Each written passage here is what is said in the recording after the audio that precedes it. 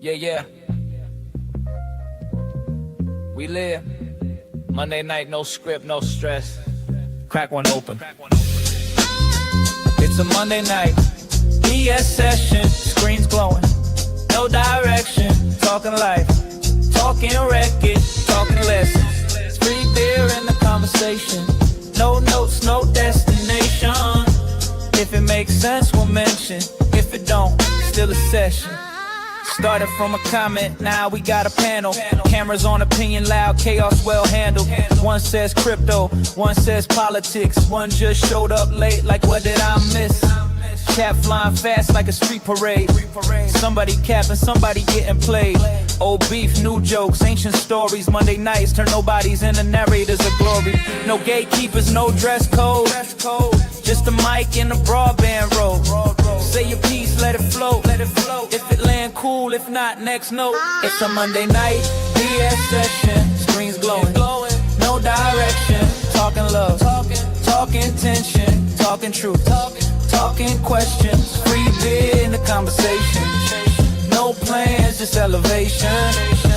Everybody got a mention on the Monday night BS session. Yeah. 1 minute deep, next minute dumb. Laugh so hard, you gotta mute someone. Conspiracy turns into comedy, then somehow back to real world economy. Street talk, smart talk, wild take. Somebody swear they never make mistakes. Life hacks, bad advice. Don't do what I did, said twice. Not here to preach, not here to flex. Just trying to make sense of a world staying stressed. If you broke, rich, lost, blessed. Pull up, chair, say less. It's a Monday night, BS session, where the truth bands, not questions. Everybody got a confession, even if it's just an impression. Free beer in the conversation, phone spilling on the narration. No filters, no compression, just a Monday night BS session. Yeah, coming up slow but the talk stay rich. Ideas clinking louder than sponsorships. No suits, no scripts, no fake applause. Just real opinions and imaginary loss. Yeah, panel split, then reunite. Arguing hard, laughing harder by the end of the night. Close the tab but the energy stays. See y'all next week, same mess, same day. Panel fades, chat still scrolling. Monday night kept the week from folding. Same time, same place, same obsession. That was a Monday night BS.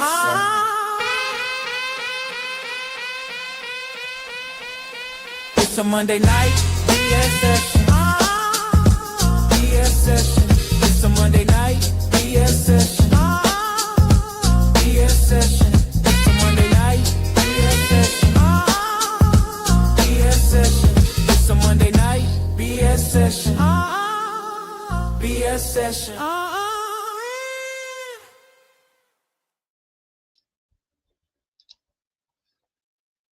Well, hello people. Hey Nerdy, Lola, anybody that might be lurking. How's it going? How was your weekend? How's your Monday? How's your mama? I don't know. So, couple of notes. Let me just say, it looks like I might be going solo tonight, so expect this to suck more than usual.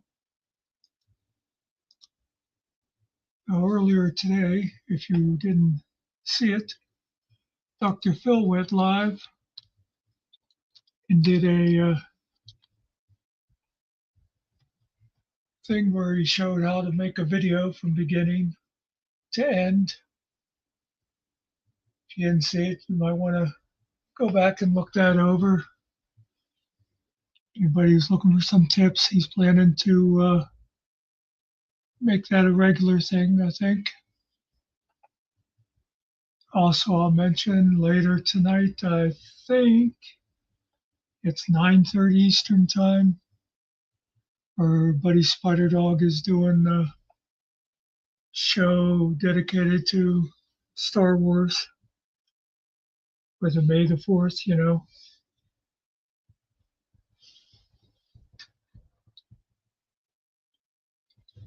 Yeah, the video was pretty cool, Lola.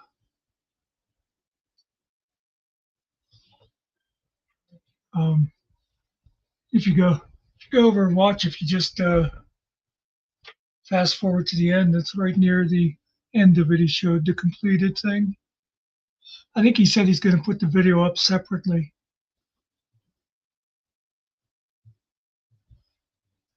Oh, 8 Central, so 9 here. Um, yeah, Phil, did you say you're going to put the completed video up as a separate short?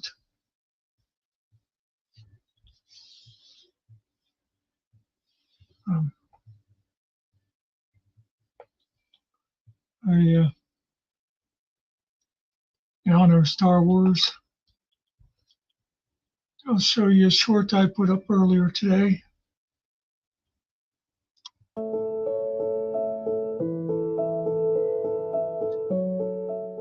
I felt most at peace while I was at war.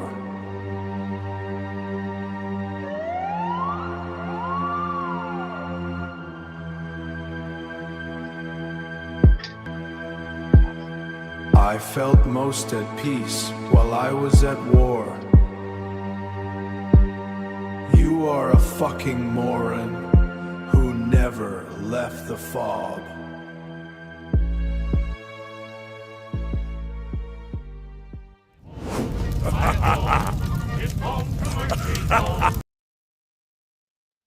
There you go.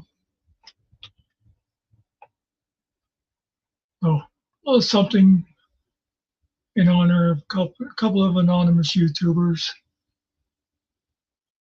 for May the 4th. And yeah, there's a link to the short, Lola, so you can go and see how it all came out.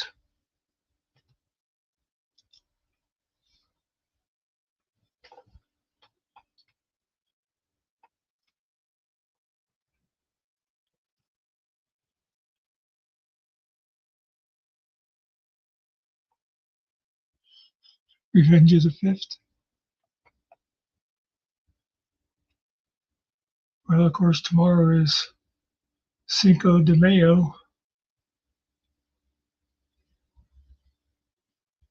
So everybody have your cheese sandwiches ready.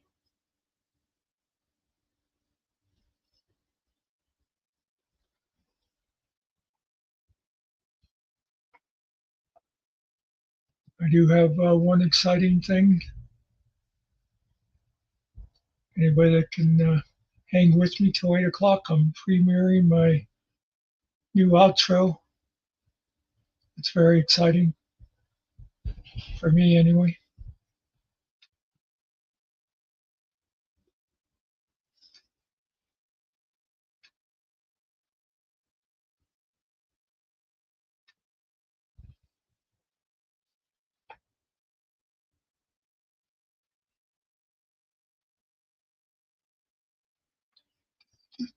Do-do-do.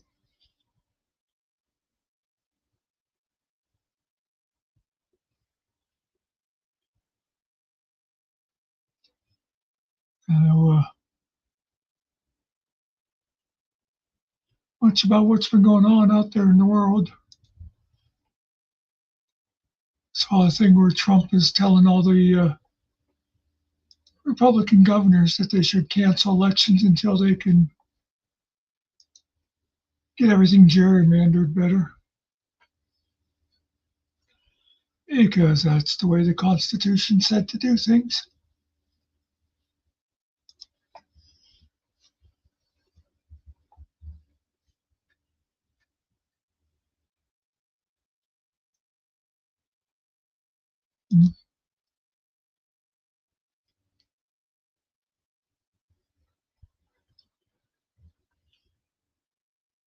You know, I remember seeing something about that earlier on, but I don't remember anything about it.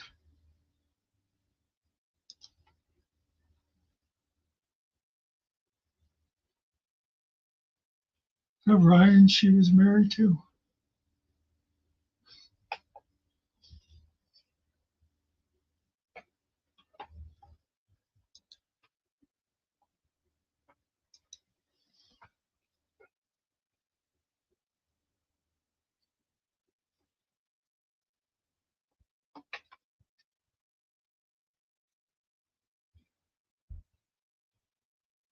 Justin Baldoni.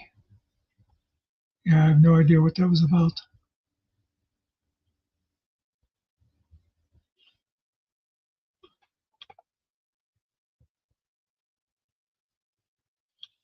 I guess some ships are firing at each other in the Strait of Hormuz. That's good news.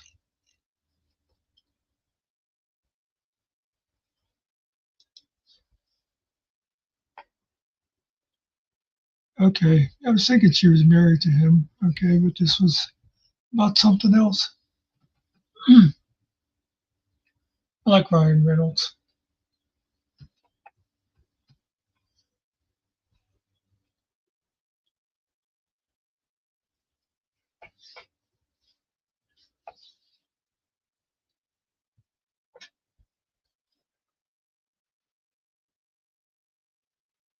Here, since nobody's here to stop me talking about people tonight, I'll throw another recent short at you to fill some space. I think a certain person's regular audience should listen to this very closely.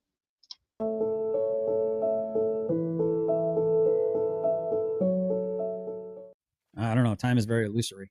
Yeah, I had this conversation with Tav, and he said that he asked if I was even registered with the VA. I said, well, I mean, I went through IDAS, and that was kind of a joint Army/VA disability system. I said, I don't have a VA card, and he said, you know, and I know that Meth Mouth Jeff from the Power Bottom Butt Pirate said, I'm failing my family because I'm leaving money on the table. I'm leaving money on the table, and I explained to Kevin that the more I have to rely on the government in order to make my ends meet, the more power the government has over me. So while I may be leaving money on the table, I'm doing it deliberately. My issue is this. I feel even though we barely make above the poverty line in one of the poorest states in the union, Kentucky, we live like kings and queens in this house. I don't have an abundance issue. I've been blessed. I can't even keep up with what God has given me. And it's 0.3 of an acre. I've got so much abundance. I mean, I've got blueberry bushes coming in. I've got raspberry bushes. I've got blackberry bushes. I've got fruit trees coming in. I've got 3 freaking hives. I've already had 2 swarms that have left. God is just bountifully. I mean, I can't even give these eggs away fast enough. There's so much bounty in my life, guys. So much bounty in my life. So much abundance. So much. It's just so many blessings. I can't even count all the blessings. So I'm not going to sit here and be like Oliver trying to get more soup when I can't even eat the soup that's already in my bowl. My cup runneth over. The Lord is my shepherd; I shall not want. Period. What is hard to understand about that? Okay. So there you have it. Todd has more than he can use. He does not want government money. He does not need your money, so don't be a sucker. So there you go, folks. Spread that word. Todd does not need your money. And yeah, Teresa, I'm sure that is going to sure help with the price of oil. Yeah, Lola.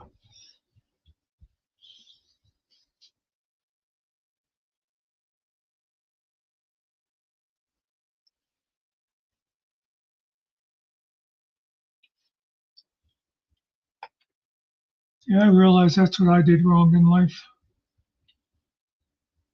I should have married some woman to take care of me. And then I could sit around and mock other people for not having jobs and mock people for being on the internet all day.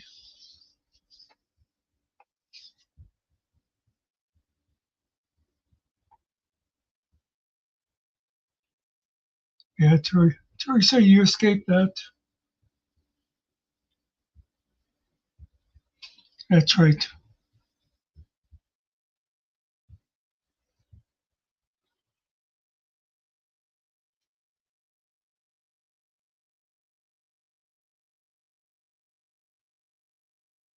You know what?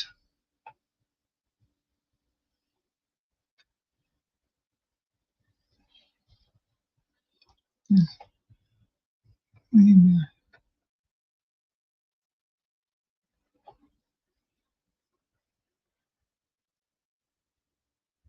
yeah. Yeah, I think he does get a check.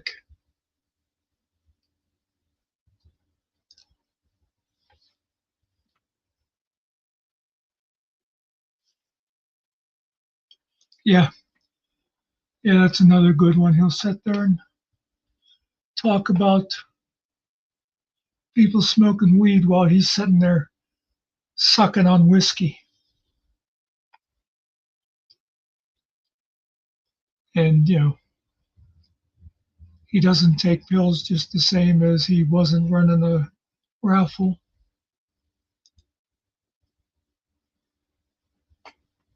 Yeah, that was a good one. They're ignoring illegal activity.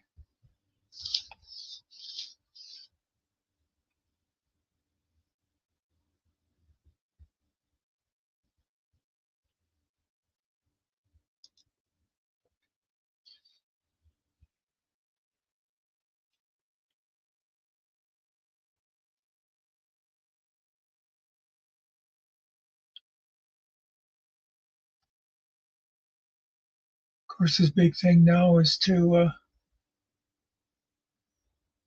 keep insinuating that Rabbit killed his wife and stuff because that gets him an audience and people giving him money.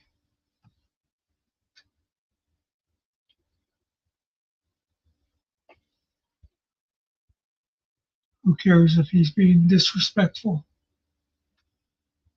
Him and Ryder.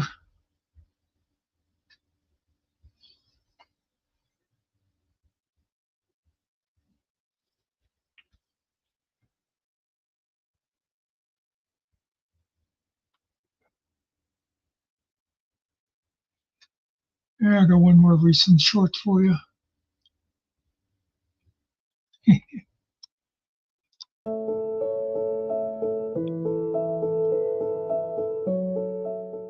Hello, folks. On today's episode of YouTube, Life on the Streets, we will hear a man claim that somebody referring to him as a pastry is just as insulting as using the N word. You heard that correctly. Being called cupcake is on par with a word that has been used to denigrate and dehumanize an entire race of people for hundreds of years. His implication is people should not criticize him for the words he uses, because he is certainly not a bigot. He will also take this opportunity to rationalize the fact that when given the opportunity to follow through on his keyboard warrior threats, he turned tail and skedaddled like the little bitch he is. Like a word causes violence. Well, I guess that'd be like cupcake. Cupcake is like my N word. I don't know. Maybe the jury would say, well, you did warn him, Well, we'll see.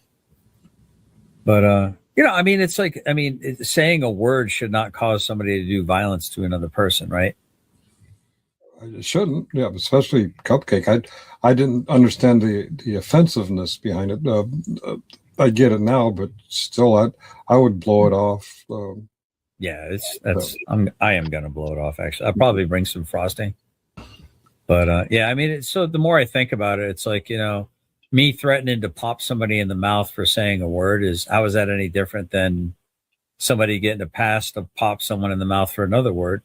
Just because I don't like that word and this person doesn't like that word, is one more right than the other?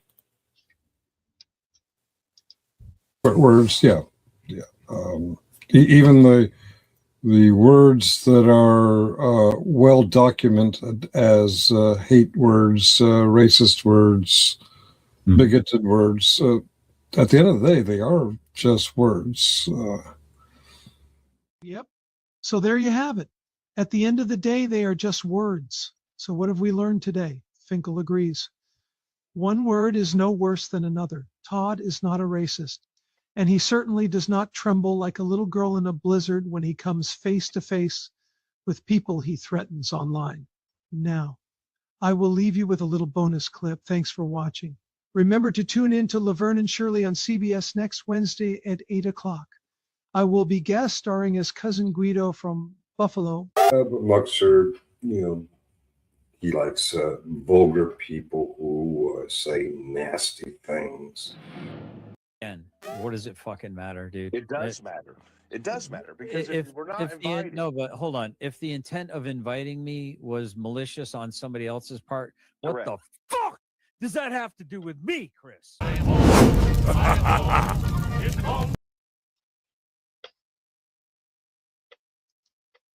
Hey, Jeff, and yeah, Phil, I like that too, how he starts off of it being something worth beating the crap out of somebody for to, yeah, well, I guess it's just words. I also liked, you notice when Todd first said cupcake is just as bad as the N word for him, and you heard Finkel laugh, and then Finkel had to change that to, oh yeah, I could see how you find that offensive. Who the fuck finds that offensive?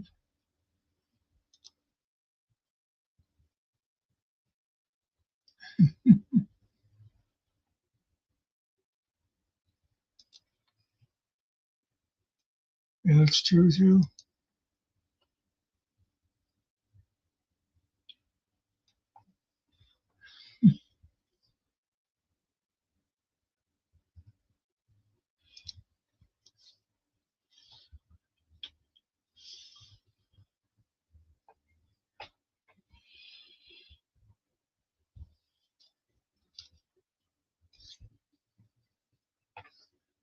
And again, I'll remind folks that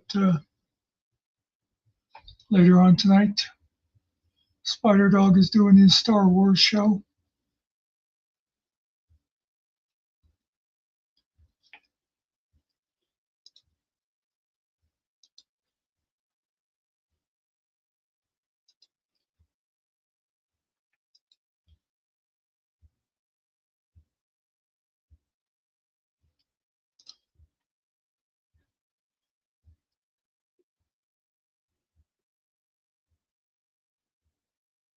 I was trying to think. I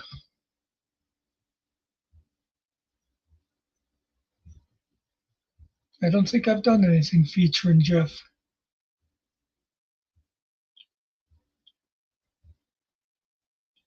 I've inserted Jeff's photo into Todd's studio a couple of times.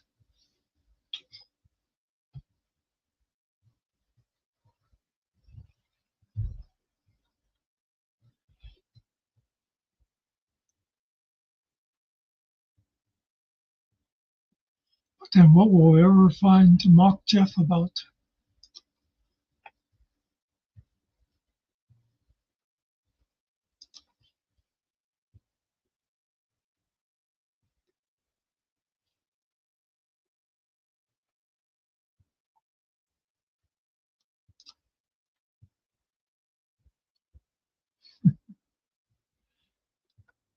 Hey, biscuits.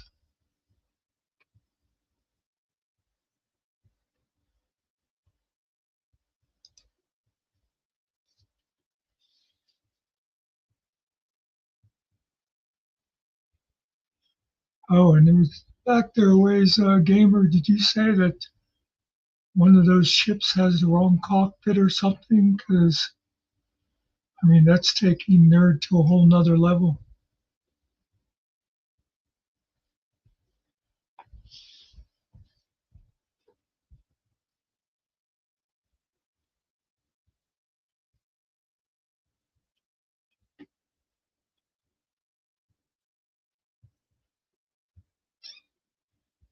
And I'll remind people that the link is out there if you want to actually make this a little more interesting.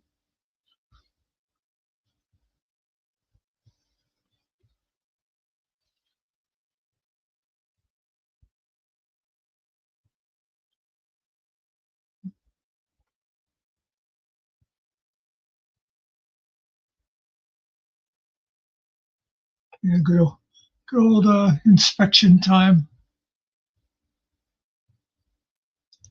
Used to be places around here, we call them licking sticks. You just go Yo, in and yo. give the guy the money, and he'd put the thing on your windshield. Hi, gamer. Hello. I might need to fix my mic. Just a Sounds second. okay here. Oh, it does? Okay. Cool. Yeah, I was gonna explain your spaceships. So those are Corellian Corvettes, and they have the faces of Mon Calamari species. So it's like the cockpits have Admiral Akbar's face on them instead of like Yeah. an actual cockpit. I was thinking that's what you were, because I was just now I was removing them. It's not down there. But I noticed it looked like it had like eyes on it. Yeah.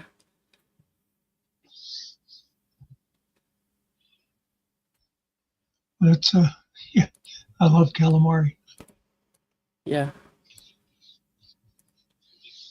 I just made an observation on Todd's outfit today. He's dressed like Erica Kirk in her black hat and black shirt. He's dressed exactly like her today. Or Yeah, it's pretty funny.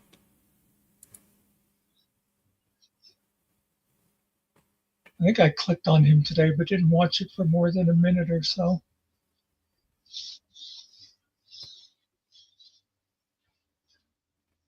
I don't know if he meant to do that, but it's pretty funny.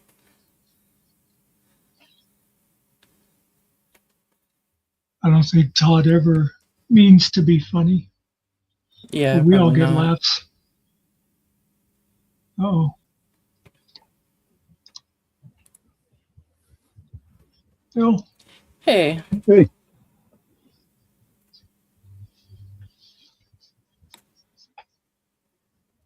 What's up? You I'd come up here so you weren't alone. But when I was setting up my audio, Angel Gamer popped in. So. Oh yeah.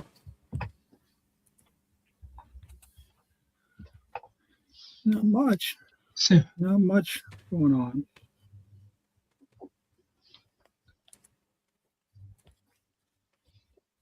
So what'd you do today, Phil?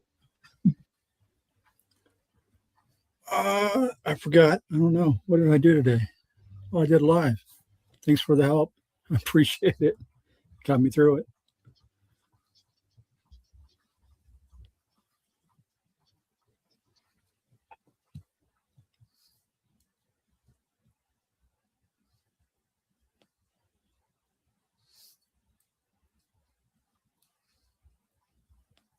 Angel, you're unusually quiet. Oh, I was just looking for something. I sent you a picture that the White House posted on Facebook today, and it kind of is Star Wars themed, and it's really kind of misses the whole point of Star Wars.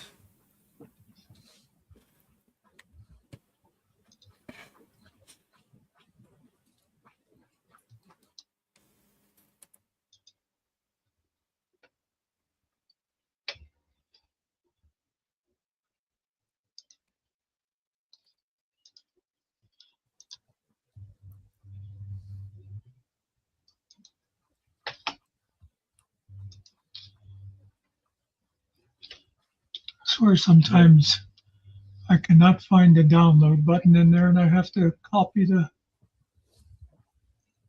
I just right click on it. You can save image. Well, that's what I did. I'd right click. I usually hit copy because a lot of stuff online, if you hit save, it saves it as a format that I can't use. So I just got in the habit of copying and then throw it into whatever the heck that program is to save it as a ping file. Oh yeah.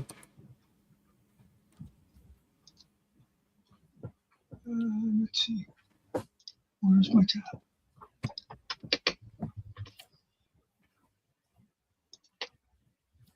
Didn't Trump say he was going to release all the Roswell files and all the JFK files and all the conspiracy files when he came into office? Yeah.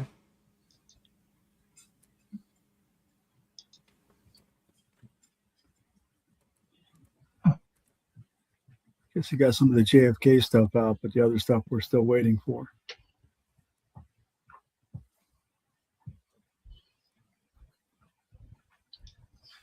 Yep, and that makes me totally forget about the Epstein files.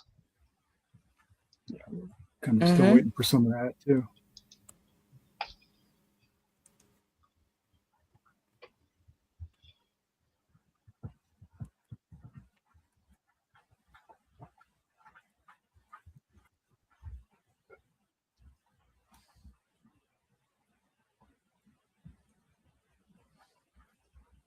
In a galaxy that demands strength, America stands ready. This is the way. May the fourth be with you. Like, ridiculous.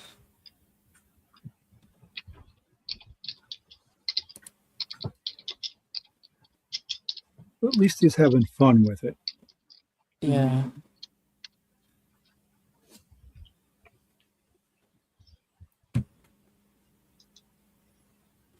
Or his staff is having fun with it and he's letting them do it. One Yeah. or two.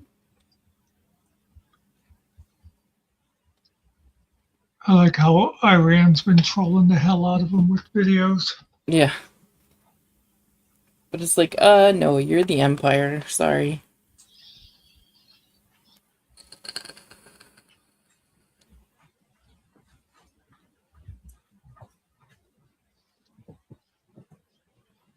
Actually, Andrew, I don't know if you know this or not, but when you're on the panel, you can actually bring a picture in, but the host has to bring it up onto the screen. Oh, yeah. I should have just saved them to my computer, but I sent them from my phone because that's where I download all my memes, usually.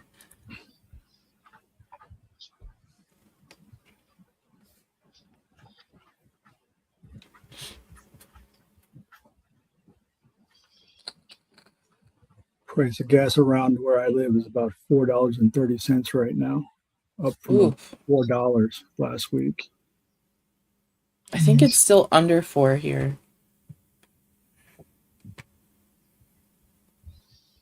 Took a big jump. Yeah.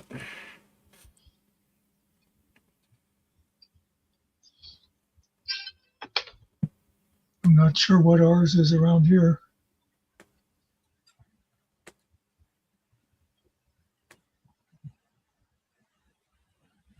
Yeah.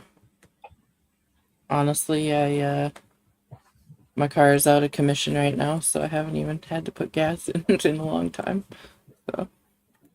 So you're saving a lot of money right now. yeah. I even took insurance off of it for now because it's like it's just gonna sit. So what's wrong with it? Something easy? Something big? I think it needs a new battery. Well, that's easy. Yeah. You can actually drive it without a battery. Yeah. That's actually one mechanical thing I've actually done for myself. Change a battery. Yeah, I can do it. It's just I've been in so much pain lately. It's been hard. But yeah. It's one of the things they'll actually change for free for you too if you go to the auto parts place. They'll, yeah. If you pay for the battery, they'll swap it out. Yeah. I forgot about that. I did that a few years ago. I went down and bought a battery, and the guy says, "You want me to put that in for you?" I was like, "Yeah, okay, why not?" Unless it's one of those Chrysler products where you have to take the wheel off to get to the battery. Yeah, Chrysler 300, and you have to take the bumper off, or you have to take the wheel off. Yeah. Because they put the battery in the wheel well. Because that was smart. You never need to change that. Yeah. When I used to work as a mechanic, we'd have to charge people extra for those because there had to be a record that we were taking a wheel off. That way, if one of the techs broke a stud or something, they had to have a reason to take the wheel off. So it was like an extra $10.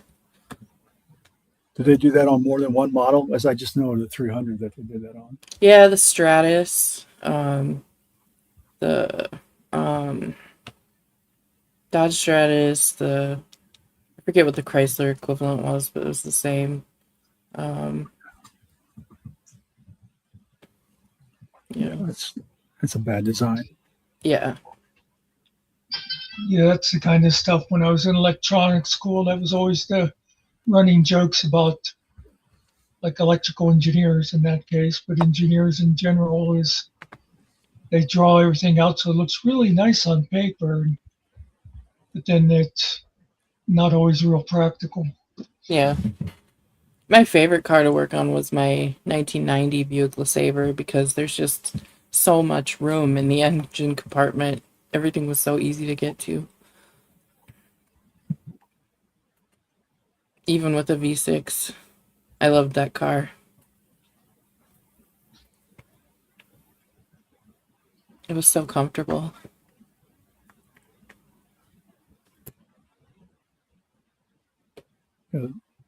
Further you go back, the easier it is to work on these cars. Like the old 50s cars, you just, oh my God. My friend had a Dodge Coronet. I mean, it was like a 56. Oh, yeah. That thing was just nothing but hood, and you could almost walk inside there and work on the engine. Yeah. It was so big. Yeah. That's why I had that 64 Plymouth that I could do stuff on, because it's all mostly just, switching things in and out. You unscrew the spark plug, you screw another one back in, you take off that radiator hose, it's like easy to do everything. And nowadays, like, there's not even enough room to get your hand in. Usually you have to take off so many like heat shields and just all kinds of plastic that they jam in there so that it takes more time to work on them. I got my car in the shop right now. It's been there for 2.5 weeks to fix the sunroof. Oh no! Fix the sunroof.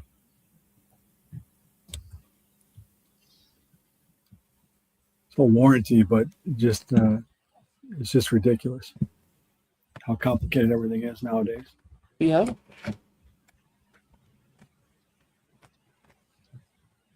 And it seems like it's for no reason, like everything worked fine 20, 30, 40 years ago.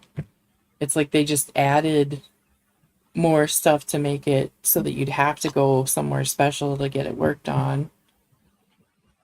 And then it would take longer for them to repair it so they could charge more money. And I don't know. It's not mechanics anymore. It's all electronics now, basically. Yeah. It's electronically controlled. My first car was carbureted, so.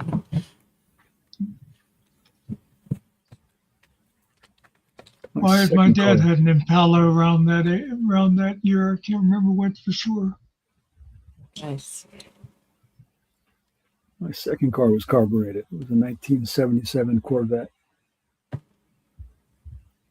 My first car, my grandparents gave it to me the day I got my driver's license, and it was the same age as me. It was a 1986 Dodge Caravan with wood panels. Oh, cool. I don't even know what you mean by carbureted. I mean, I know cars have carburetors. Yeah. Not all of them. Now there's fuel injection.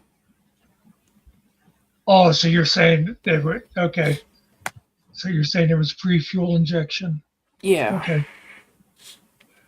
And there's electronic fuel injection. Mm-hmm.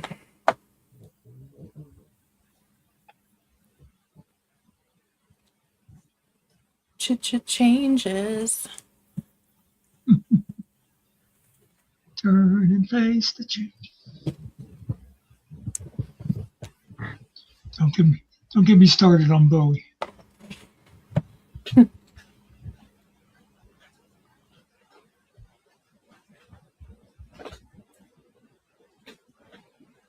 The lawnmowers were here today, so I've been sneezing all day too.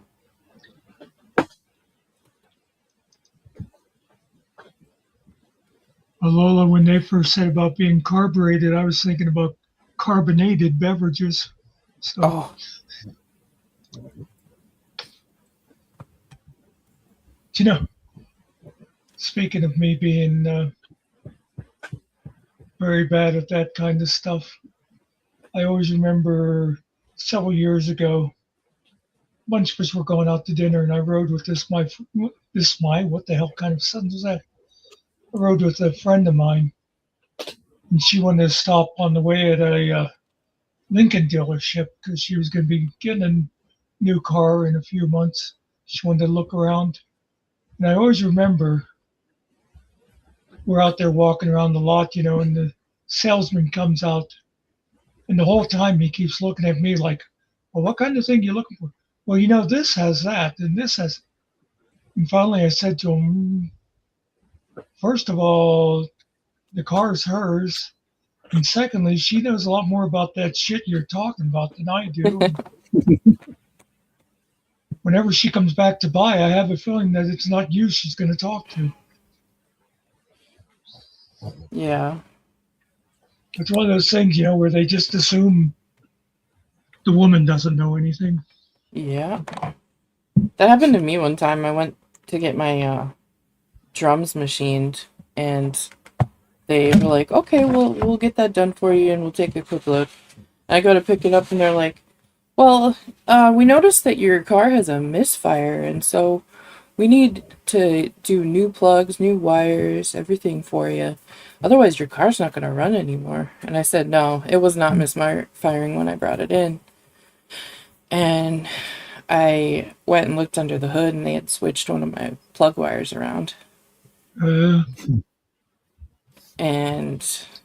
I was like, okay, you're going to give me everything for free here because you just tried to fraud me, and I'm going to go to the news if you don't. See, now the only reason I knew where that story was going is because not that exactly, but it happened to me one time when I got my car all tuned up with new plugs and that, and me and a friend were going to the movies, and my car was like, boom, boom, kept, and it was because the guy had put two wires on wrong. Yep. That's because a lot of them they don't do the replace one for one. They take them all off, and then you lose the pattern that they're in, the firing order and stuff.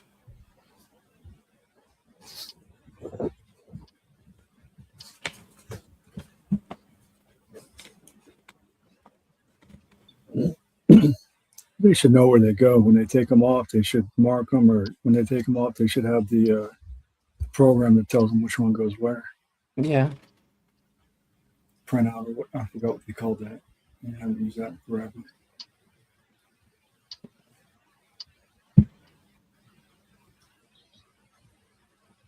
Or they probably still don't even use it anymore.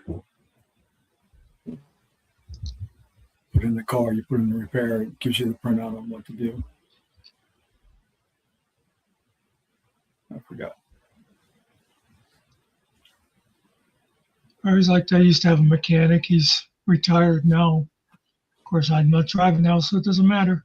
But anyway, I always liked, I could take my car in there and he would fix it what needed fixed, but he wouldn't try to, sell you anything you didn't need or anything. You knew if he said, you really ought to be getting,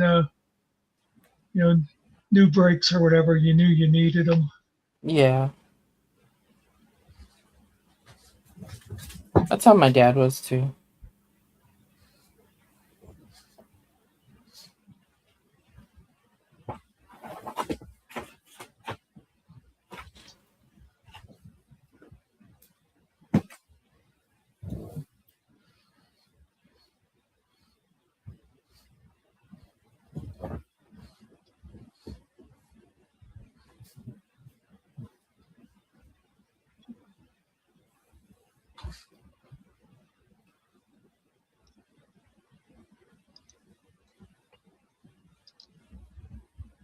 used to work at a car dealership, and they always people coming in if they had a problem, they accuse us of doing something shady. But we sold old cars, and old cars break. I mean, that's just the way it is. Yep. I've heard stories of people sawdust and all that stuff. I never saw anybody do any of that stuff. No. Just old cars. The nice thing about the old cars is there's a lot of old parts out there you can get real cheap. Mm-hmm. Yeah. Growing up, I would spend my Saturdays at the salvage yard with my dad, picking up parts. We'd crawl around in all the old cars, and it was pretty fun. Yep. Figure out what you need, and you go to the junkyard, figure out how to take it out, and that way you can figure out how to put it back in before Yeah. you do it on your own car. Well, he was a mechanic, so like he was certified and everything. We weren't. We were just kids. So Oh yeah. But our salvage yard used to have like this $25 all you could carry day sometimes, and so he'd try to fit as much stuff as he could, and they'd let you have like a milk crate, and he would stack like heads and all kinds of stuff in that milk crate and take it home.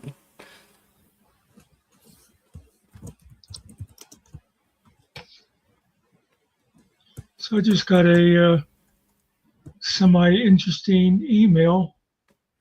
Yeah? YouTube is going to start where you can dub your videos into another language. Oh. Yeah. Interesting. I think it's automatic.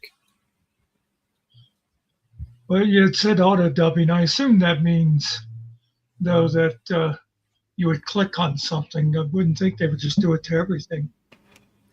I think they do it to everything. You can pick maybe some languages that you prefer, but otherwise, if somebody from another country clicks on your video, it'll just auto dub it into that language. It'll request, yeah, like a AI dub of it, I think. Oh, that's cool.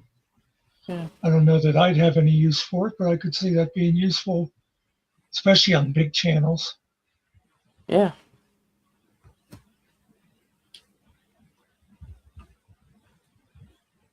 I know my editor will do subtitles in a variety of channels, of languages. Hey, Boot.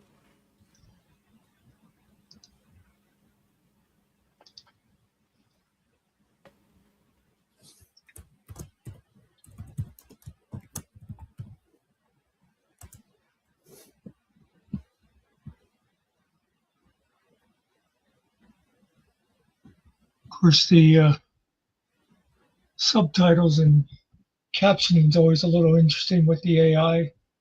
Yeah. A lot of times. And I'm somebody who always has captions on whenever I watch anything. Just, I don't know, it just makes it easier for my brain, I think.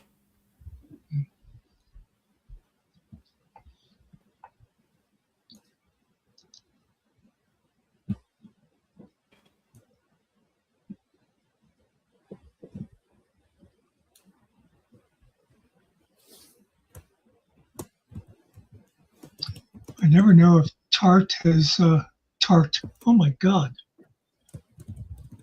Cart Wow. has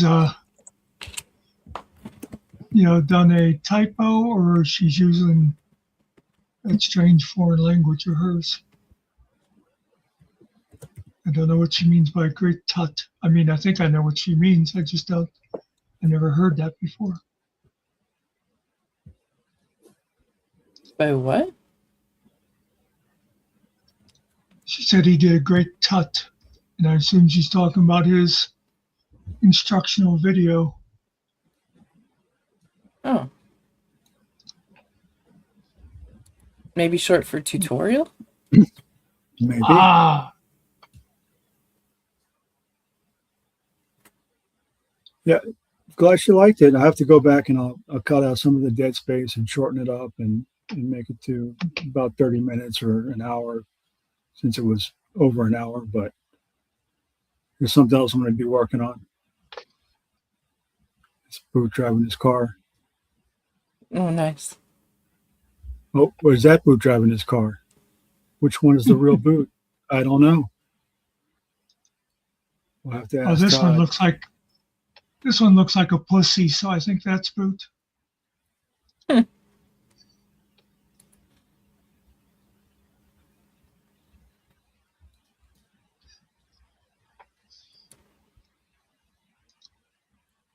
Tarty tart tart.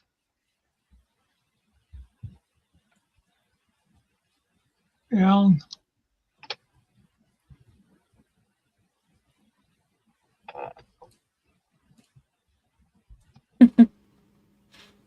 I understood, Cart.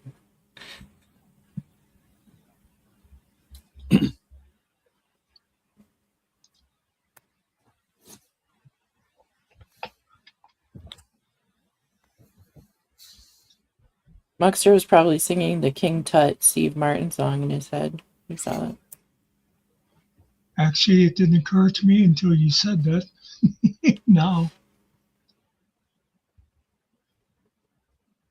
Born in Babylon, moved to Arizona, King Tut.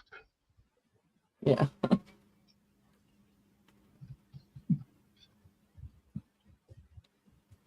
I saw Steve Martin in concert once, but I'm not sure. I think it might have been pre-Tut. I don't think he was doing that yet.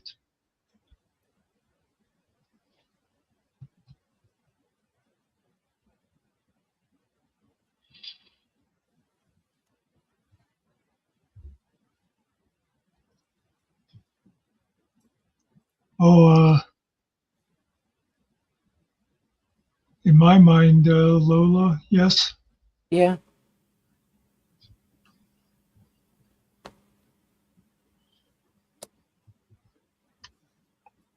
Pretty good banjo player too, from what I hear.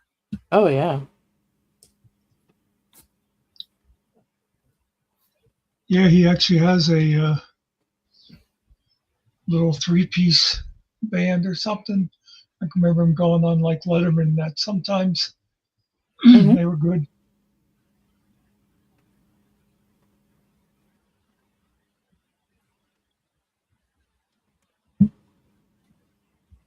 One of my favorite Steve Martin stories. I remember when he was first becoming known. I was reading an article about him in Entertainment Weekly, and they said he was doing a show that place probably like at a little small venue, 50 to 100 people or whatever. And at the end of the show, he said, "Whoever wants to, come on down. Let's walk down the street to McDonald's, and I'll buy you all fries." And Nice. so all these people go down there and they pack into McDonald's, and he goes to the counter and he says, "Give me one small order of fries," and then he passes them around to the people.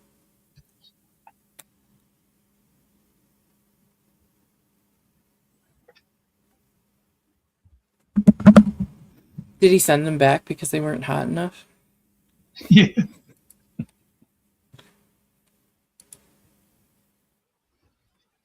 Well, that's what I did with my bail order bride. But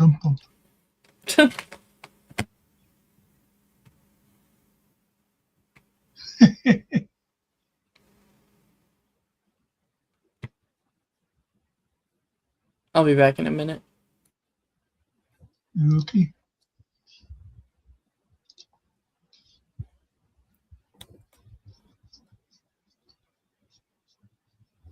I haven't watched any Star Wars today. Wonder what I should watch tonight.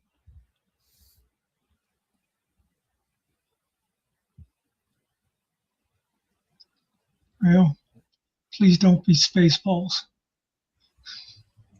It doesn't count. It's got to be Star Trek. I'm sorry, Star Wars.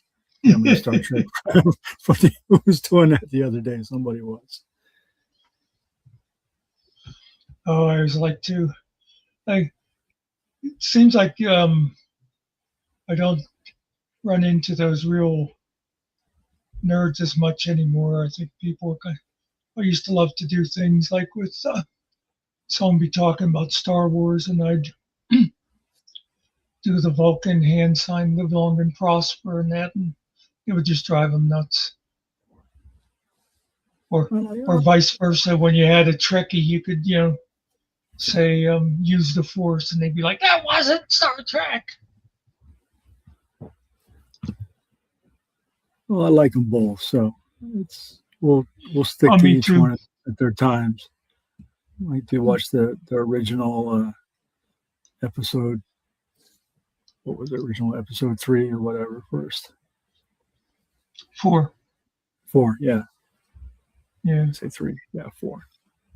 See you, Kurt.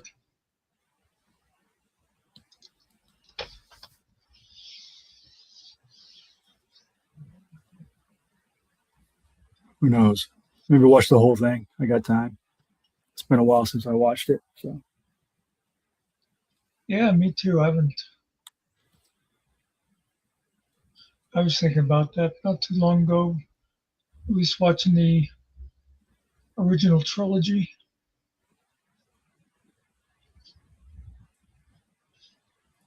Maybe Some of the go back and watch. Go ahead.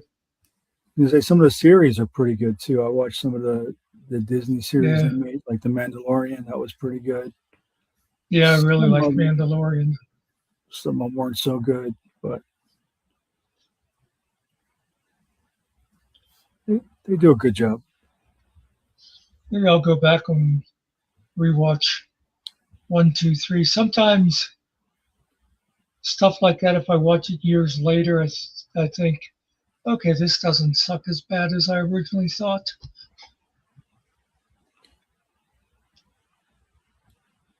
And I don't mind the special effects from the early ones. I know they're not like they are today with the CGI and everything, but for what they had back then, you still understood what they were trying to do, and it still looked great. I'll tell you, sitting in the theater with the first one, when it first came out, when they went into hyperspace, the whole audience like leaned back in their chairs and was like, whoa. And now you It's can funny. sit back in your chair and you can make that hyperspace scene at home with you in your chair. It's so weird.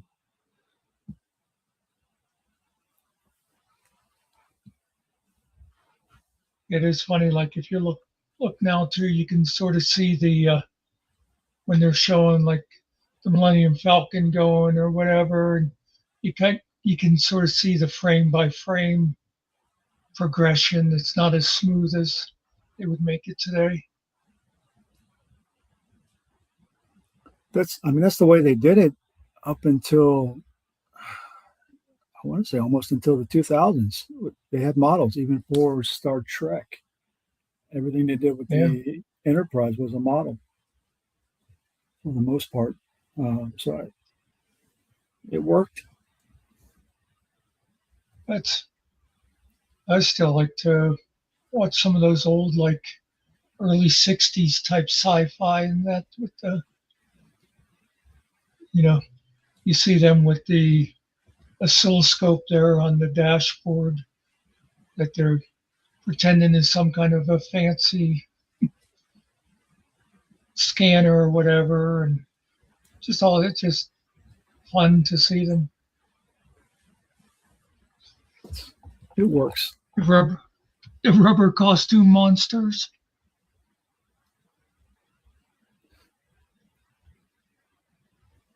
Yeah, some of the old stuff you had to have a little bit more of an imagination, but Yeah. I think we lost a little bit of that along the way. Unfortunately. Got spoiled.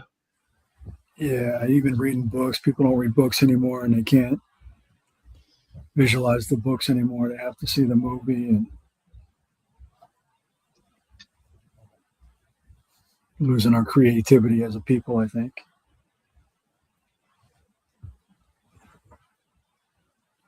It's It's always very rare to read a book and then when they make the movie that the people were really like you imagine them. And of course, sometimes they just totally change it too. When the book is talking about, some dwarf, and all of a sudden in the movie, it's being played by Shaquille O'Neal. What do they have coming out today on Netflix? Lord of the Flies. Oh, I saw they were doing that. Yeah. Yeah, I'll have to check that out and see how that kind of matches up with what I remember of the book, because I think we all have an idea of those kids from who we were as kids and who we knew as kids, and wonder how it kind of fits what we remember.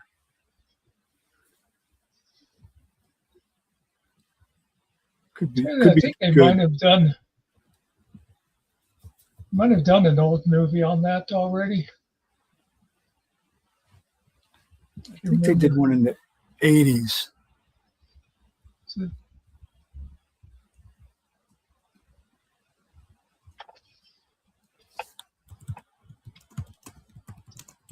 Well, let me know what you think of it, and maybe I'll download it and check it out then.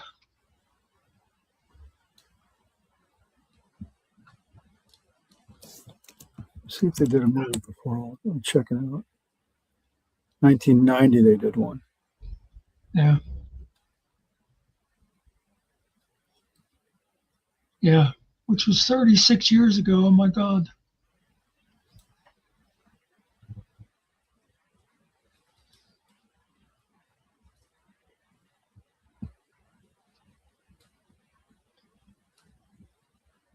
I don't really recognize any of the names.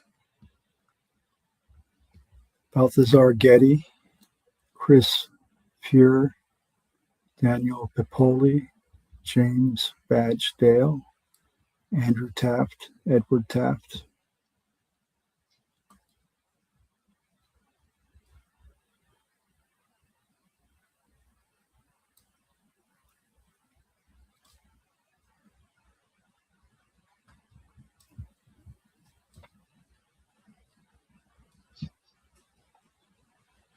It's interesting sometimes when you see some of those old teen movies, and they were all unknown at the time, and now they're like A-list stars. Yeah, like American Graffiti. If we start rambling off those names, you'll be like, oh, yeah.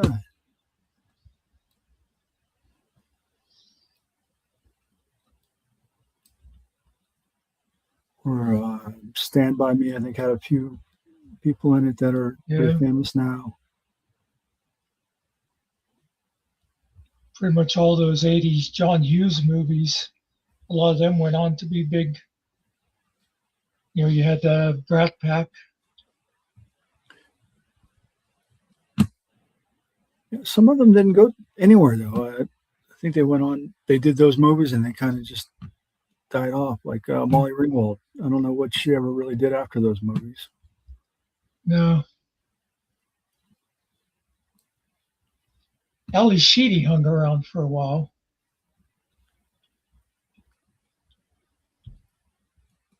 I don't remember their names anymore. Of course, you had like Emilio and who else was I trying to think of? Demi Moore, Rob Lowe. Oh yeah. Oh yeah. Emilio Estevez.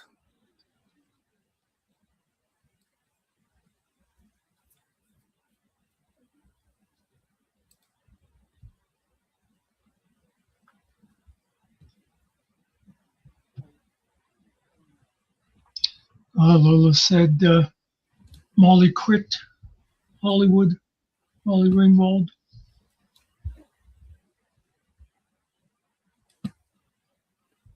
I didn't really follow it back then, so I don't remember why. Judd Nelson. Yeah, Judd Nelson as well. I can't remember who it was. I saw a thing on it wasn't one of the like 80s people. I think she was more in the 90s. And if I could think who it was, she was like really big for a while with like teen movies and that. But she ended up quitting Hollywood because she said she was like 16 and stuff, and they kept wanting to match her up with guys that were like 10 and 15 years older than her and doing all these romantic scenes and stuff. And she just thought it was too creepy. She took off, Oh, I don't went know. off to race goats or something.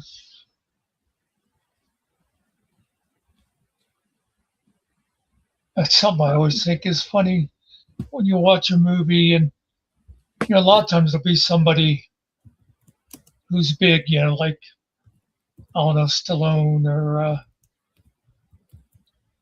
I can't even think of, but guys who are like in their 60s or 70s, and they'll make a movie with them, and some like 25-year-old waitress supposedly falls in love with them, and I'm thinking, yeah, how often does this happen? Unless you actually are Harrison Ford and she saw your bank account. Happens to me all the time.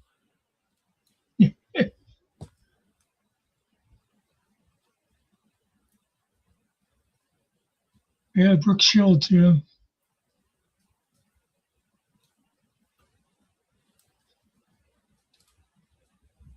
And of course, it's always worse for the females. How old was she when she did? She did the the Blue Lagoon. She was what, 14 or 13 or something like that. I was gonna say 14, yeah. Yeah, that stuff wouldn't fly these days. Yeah.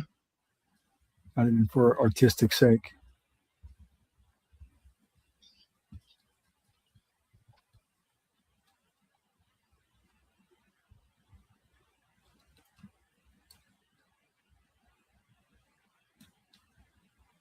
I seem to remember, didn't she have a rough childhood, drugs and stuff? Am I thinking of the right? She's the one, didn't she have to be emancipated from her mother because the mother was like taking all her money? And The Mommy Dearest situation, was that her or was that somebody else?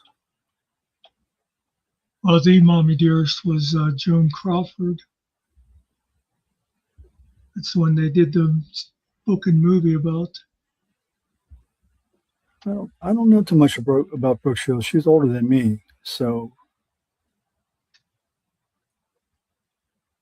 I watched her movies after she had done them a few years before. So she was slightly before my time to make it on my wall.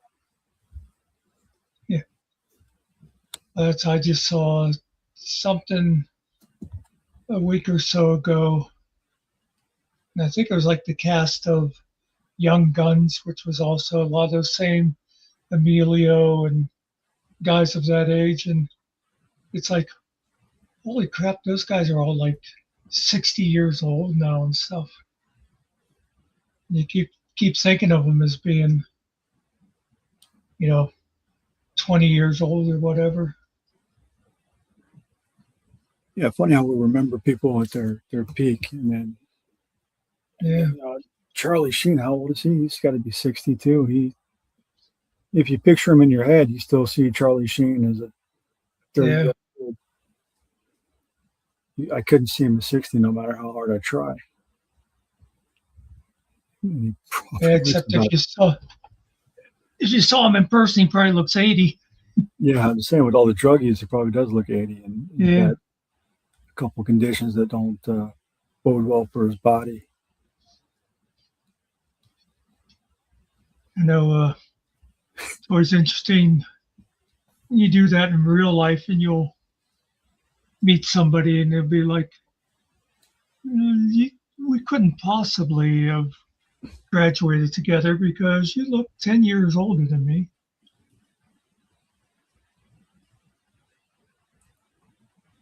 And some of these people don't even look like who they're supposed to look like in real life once they get out of the studio and get the makeup off and Oh yeah. look like normal people in normal clothes. You're like, you're not Charlie Sheen. No way.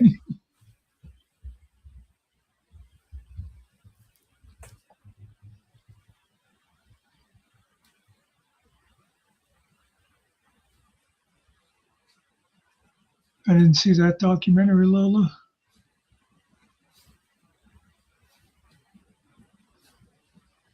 I like documentaries about entertainment people a lot of times. But sometimes I'll watch them about musicians. I didn't really like the musician, but the story's interesting. Well, they're not the same as seen on TV. They're shorter than they actually are. Shorter than they appear. And they do that on purpose. They'll pair them up with shorter actors and actresses and then make them look taller. Well, there's always those famous stories about when they'll have an actor like standing on a soapbox or whatever when they're doing scenes standing with somebody else.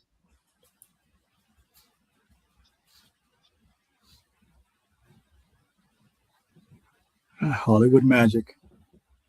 That's what it's all about.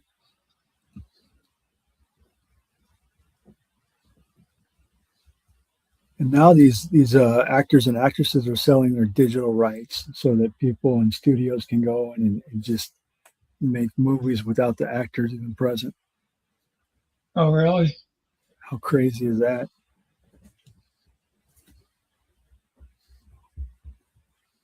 Not that long ago that they were suing people for doing stuff like that.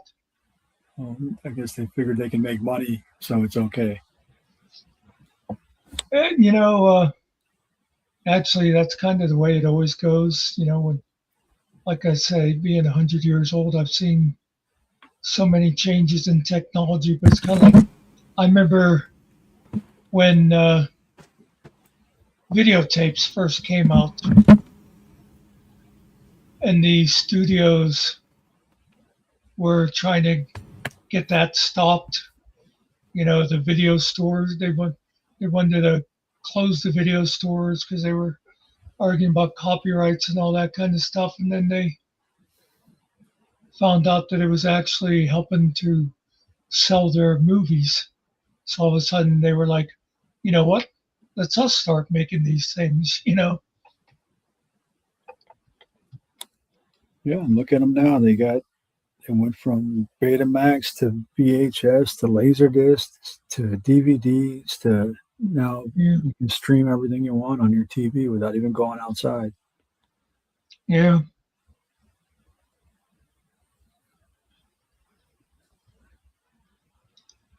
And they make money off everything. And they know exactly who's streaming what to where, so they got all their metrics and all their data points, and they can tell you what's popular. They can tell you where people rewind, what scenes are their favorite. So they got even more information now from these digital versions than they could have ever gotten from a VHS tape. So they know exactly what to target, how to market, and make even more money in the future. Okay, Angel, thanks for stopping in. See you later. Hope you feel better.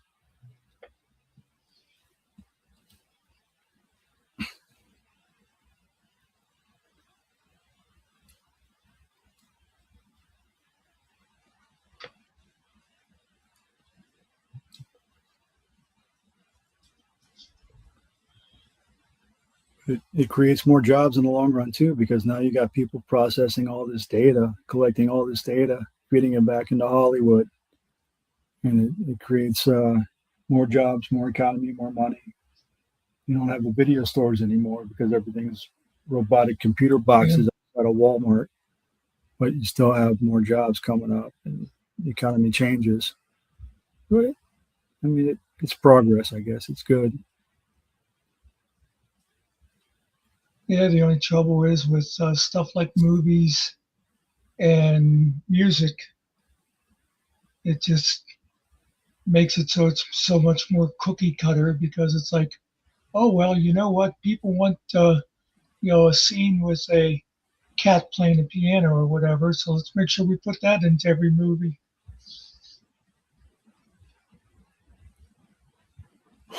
Hopefully not. Hopefully common sense will prevail and not everybody wants cats playing pianos or driving cars or whatever it is. And not to say that it hasn't always been that way. They'd see something and it's like, oh, that was popular, but like with you, what you just described, it makes it so much easier for them to decide what kind of scenes or songs sell. Exactly. Yeah, and they can tell the styles, they can tell what part of the song is, the hook that people like, what part of the song do they Yeah. listen to over and over again. And they can tailor make stuff that people actually really enjoy and will listen to time and time again. And they have a chance now to make great music that they couldn't make 20, 30, 40 years ago. And which really means that some of those guys 20, 30, 40 years ago were geniuses that made that kind of music back then without all the stuff that we have today. Yeah. And they deserve a lot more respect than they ever got back then or we ever give them now.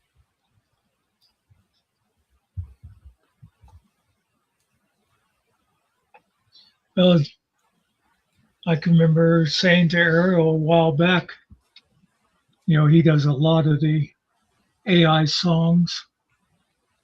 And I said, if you could go back in time 30 years or whatever, you could be selling a whole bunch of gold records. But just, because a lot of it does sound good. Oh, it does.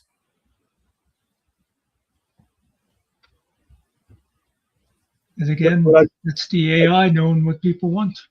Yeah, and it's the AI listening to everything that people wanted and adapting that to what they still like and continue to like. Last song I did, I forget what it was. Oh, I think actually it's my new outro. I put in ideas in that, and then I, after it came up, what I do is kind of the same thing with songs, like you do with a video, where I'll first write it in Chat GBT where it's free, and then I'll put it in a program to actually make the music in that. But anyway, the first version, it had a lot of stuff in it I liked, but I said, can you do it free verse? Because it's like everything you do, if you just give the AI, it's let it go free, then everything's rhyming. Yeah. There's ways around that. If there's songs out there that and you like that have a different rhyme pattern, you can tell the AI to kind of match that pattern of rhyming. Because there's like A B A B A B C D A B B different rhyme pattern. There's some that just don't rhyme at all, and they just go off internal rhyme. Like on Monday I'll get my pay. So they'll have internal rhyme for each line instead of line to line rhyming. And you can match a song that you like, and you can tell the AI, look at this song and study the rhyme pattern and apply it to these lyrics. And it'll do that for you.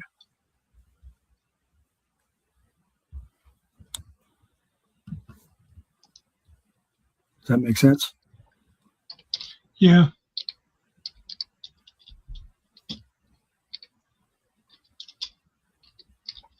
That's kind of a workaround until you want to spend the time to get to learn the different rhyme patterns, internal rhyme, line to line, and all that stuff, which I think I sat down one day and I didn't learn it all. Read over everything real fast and said, oh, I understand it a little bit. And I did understand it a little bit, but not enough. I need to go back and read it again and really understand how the dynamics work. But the AI is nice because it teaches us to teach ourselves more so that we can learn more, to have better inputs, to have better songs.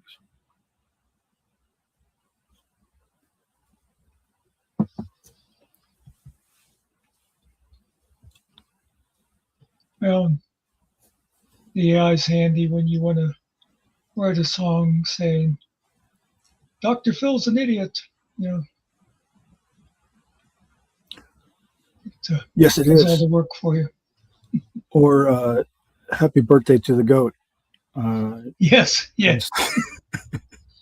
Which actually came out good today. I was surprised that Gemini did that and made it sound pretty good. So good job, Gemini, today. I didn't have to change anything on it.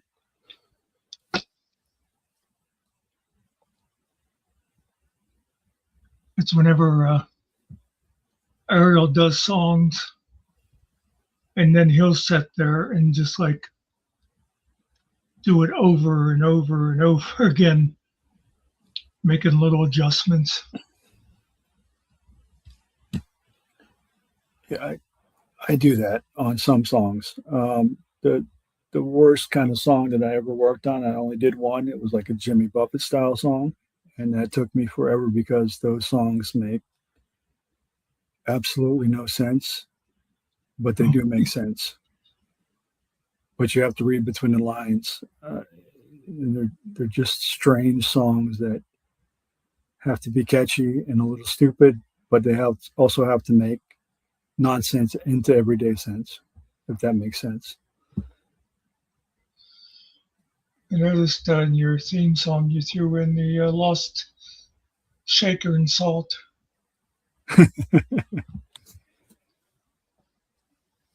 How was the theme song? Was it okay? Yeah, I liked it.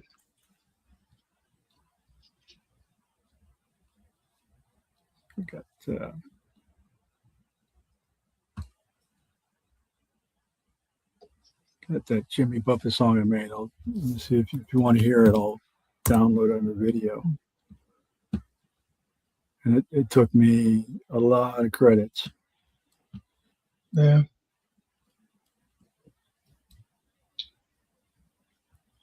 That's what that one video I did.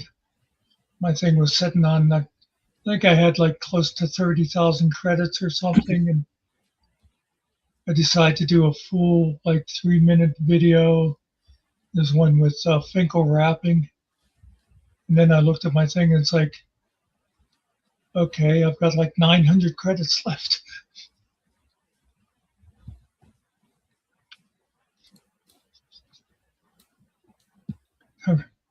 Speaking of Margaritaville, my one nephew, when he was a freshman in college, and you know how freshmen in college are, especially males, they know everything.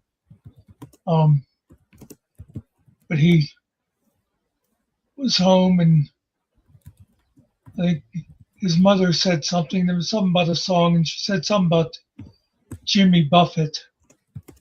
And my nephew goes, "It's buffet, mother." Buffet.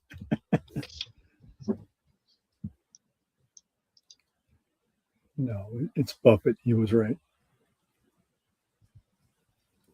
Jimmy Buffett, the one and only.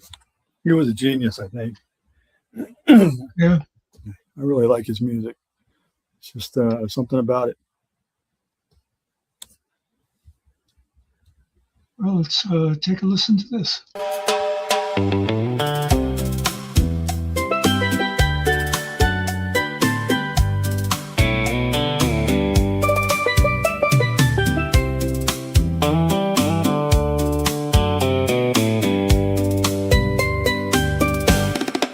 Woke up late, around noon.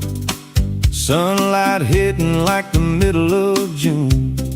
Flip-flops missing, what a sorry sight.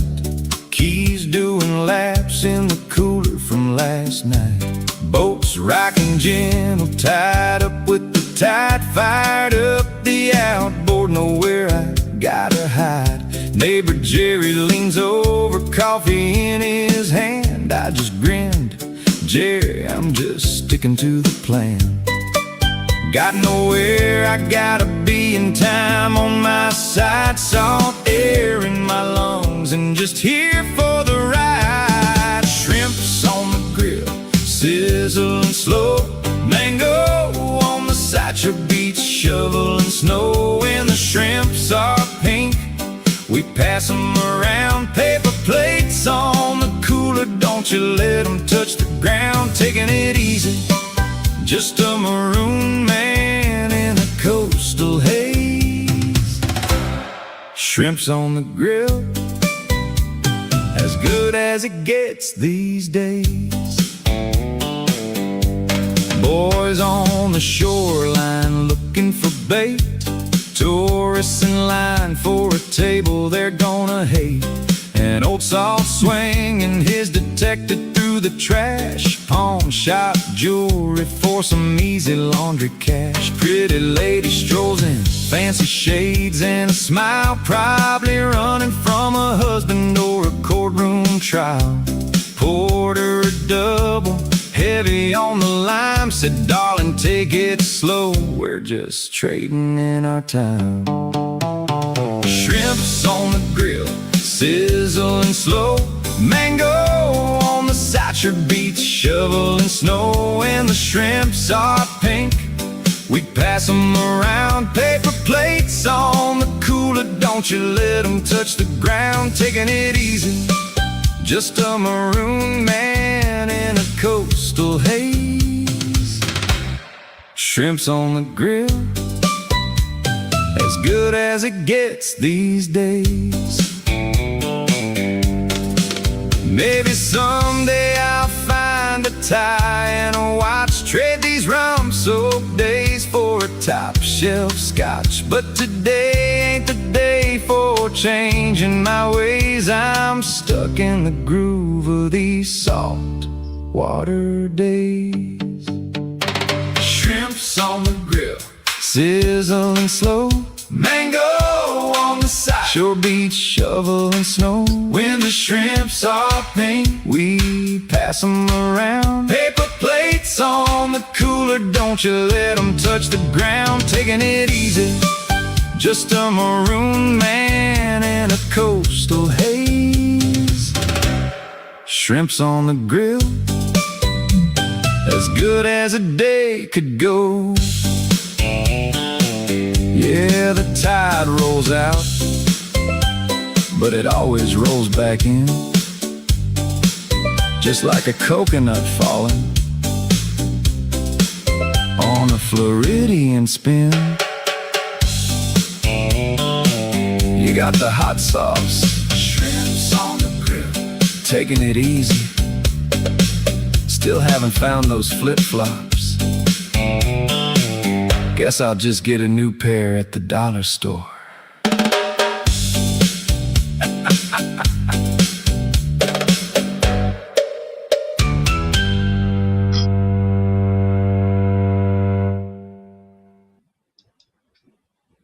That was cool. Not 100% where I wanted it at, but I'll take it. It came out good enough. I was done working on it, so. I can't remember. What did they call Buffett fans? Something Parrot heads. Parrot heads. Yeah, that parrot heads. Yeah, that's right.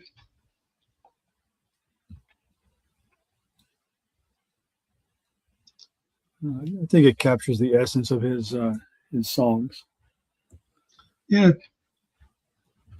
I think if somebody didn't know, you could convince them that was a song of his.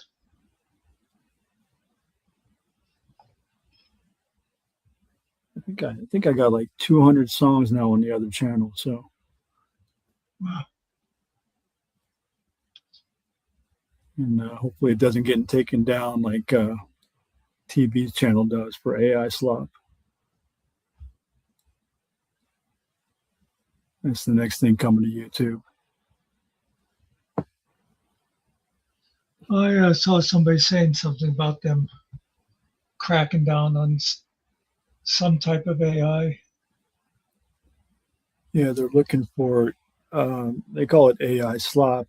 It's AI generated stuff that is easy to reproduce. Songs that are low quality. Like the words don't go together. People just generate a song in Chat GPT, and then they cut it and paste it over to Suno or whatever, and it generates a song that sounds good but doesn't make sense. No. And then they paste it into a static image and they post it online as a video, and then they're looking at that stuff and they're trying to shut down those channels.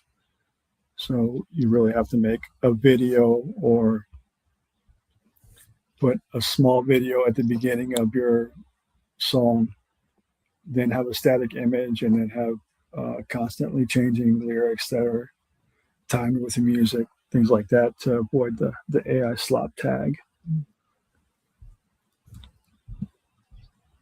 I think I almost always had a video on mine, even if it would just be like, walking through a forest or something.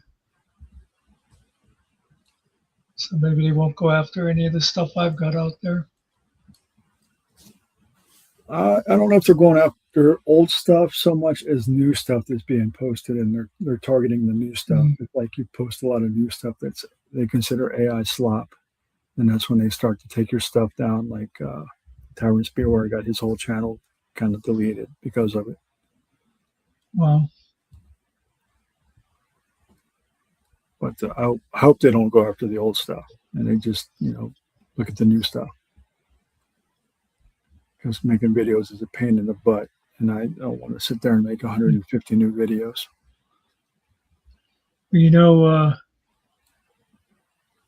One thing you want to make sure you don't do then is you go back and see something and think, oh, I could make a better title for this or whatever. Because if you change something like that, the algorithm would probably see it as new. Yeah, if you make a change or repost it as something else, I'm just leave everything the way it is, and the new stuff is new, and we'll stay there.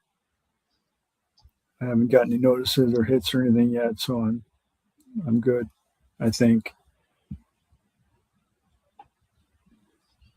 And I hope Ariel's good too on his channel, because he does a mix as well. He has some moving images.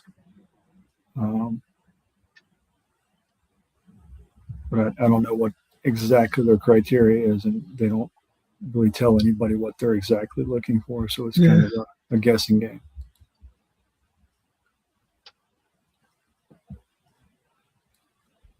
They're cracking down on AI streams of quartz. That's what Lolo said too. I'm not sure what those are, but I guess they're just like Zoom calls that people are just dialing in and broadcasting.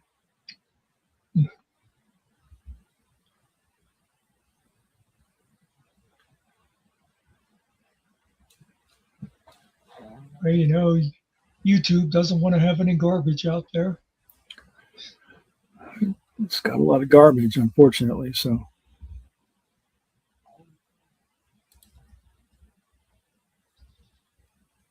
I don't want to contribute to the garbage. I'd like to put out good stuff. I'd like to think I'm putting out good stuff. Yeah, that's I used to do a lot of. I always just called it essay writing. Wasn't really. They weren't usually long enough to be considered like a short novel or whatever. But anyhow, people used to say, you should write a book. You should write a book, and that's how I was always like, yeah, there's enough bad books out there. I don't want to contribute to that. We should collect all your stories together and put them in a book. And then if you can't afford an editor, you got AI to edit it, and you can self-publish on Amazon Kindle. My It niece sells. in New York she just did a self-published children's book on Amazon. I got a book on Amazon too. It hasn't sold any copies, but it's on Amazon. It's a crappy book. You know, if I still had all that stuff around, if I knew where it was, I would try that because I was always like, I could write, like I said, essay, not even, usually not even good, like short story, but just like an essay type thing. But it was like anytime I tried to, expand and make stuff longer, yeah, it just got to be crappy. I didn't like it at all. Well, some people just want to sit down and read 2, 3, 4 pages before they go to sleep, and I mean that sounds like it fit the bill perfectly. Short essays to read before you go to sleep or something. The collected wisdom of Muckster. You could call it. You could figure out a title.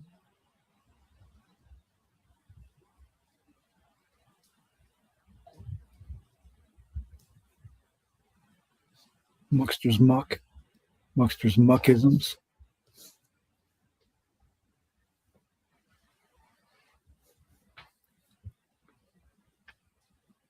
What the muck is this book even about?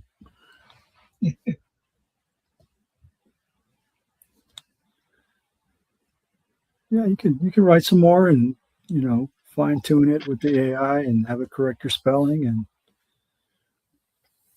have it organize it and throw it together in an Amazon Kindle book. And I think they even do publishing as not hardback, but I think they do softback publishing. Mm-hmm.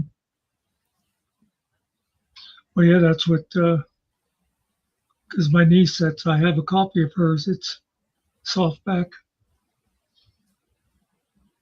In fact, I got a children's book I wrote and I illustrated that I did crappy illustrations for and didn't do anything with that I probably could put into AI and fix it and publish it if I could find that pad. Well, that's what I was saying. I wrote one for my niece years ago, and I actually liked it, and I wish I could find it because at the time I had specific idea for what I would want for illustration. And if I found it now, I'd be able to do that. I think it would actually be pretty good. I know she'd like it anyway. But yeah, I got a couple of them. I wrote them for my grandson. I made him the star of the show, and they're about like national parks and state parks.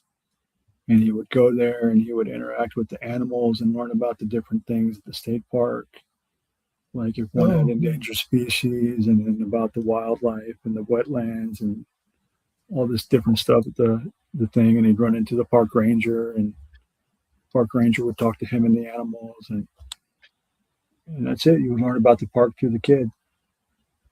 that's cool. One of the most brilliant things I ever saw for along the lines of, it was an alphabet thing, but it also was about animals. And it's about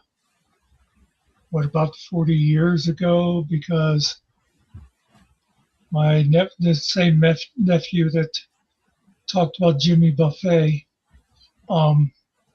he loved it when he was little.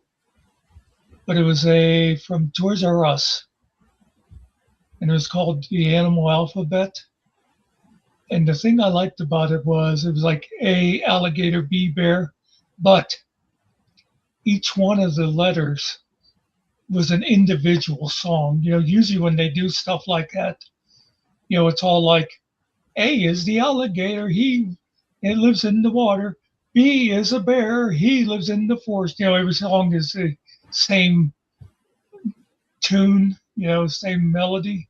This Yeah. one, they were all individual, short little, and it showed like National Geographic videos of the animals. So it was like, I always remember one of my favorite ones was F was for fish.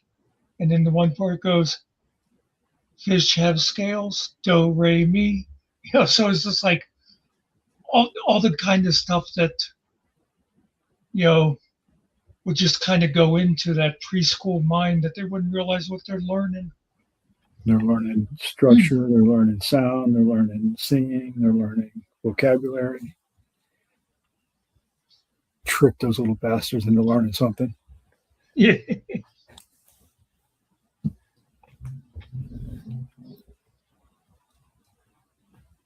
Yeah, I remember when learning was fun. Learning used to be fun when I was in school.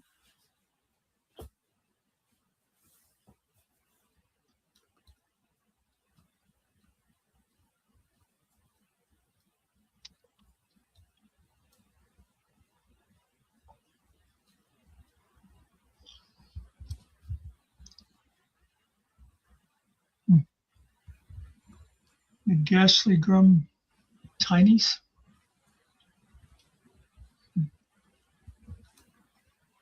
Sounds like she made that up.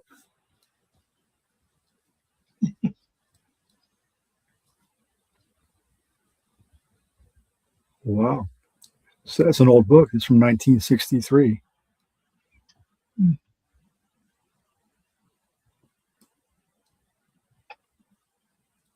It's the year my sister was born.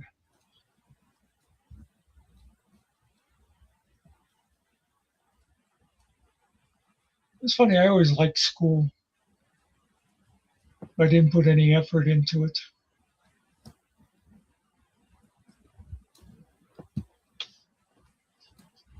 I was always lazy, but I could afford to be lazy, so it didn't matter. I would get A's and Like I've B's. said, yeah. No, go ahead. That's kind of what I was going to say is that's what I could pretty much, I wasn't one of those kids, those ones that just sort of walk down the hall and the teachers are throwing A's at them. But I could pretty much do nothing and get B's and some A's. And so I always felt like I was beating the system. Yeah, I had this big aversion to doing homework. I don't think I did homework very much at all in probably grade school until I graduated. I just didn't like doing homework. I still got A's and B's. And I still graduated second in my class when I graduated high school. So No, it well, worked out. yeah. My thing was when I got to college, all of a sudden I thought,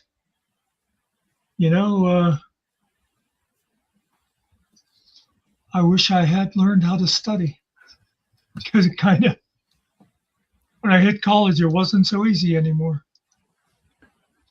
No, it's not easy in college. I went to college and I did about, I probably did 3 semesters and I quit and joined the Army.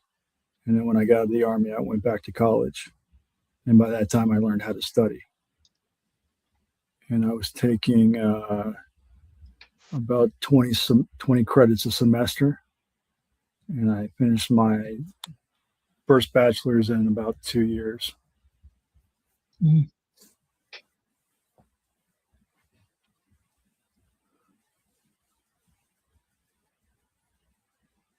Time makes a big difference on that. Well, I've said before, I think that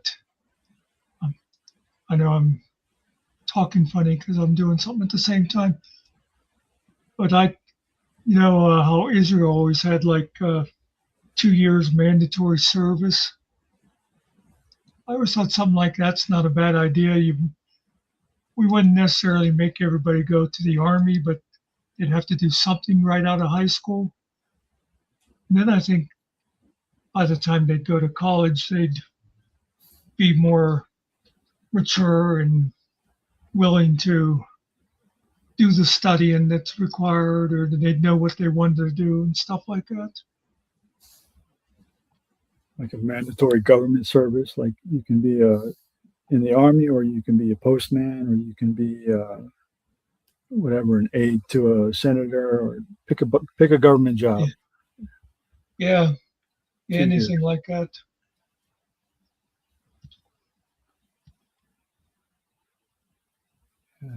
Yeah. I don't know. There's people I don't trust doing any kind of job. Well, that too. Angel sent a link for that she was talking about.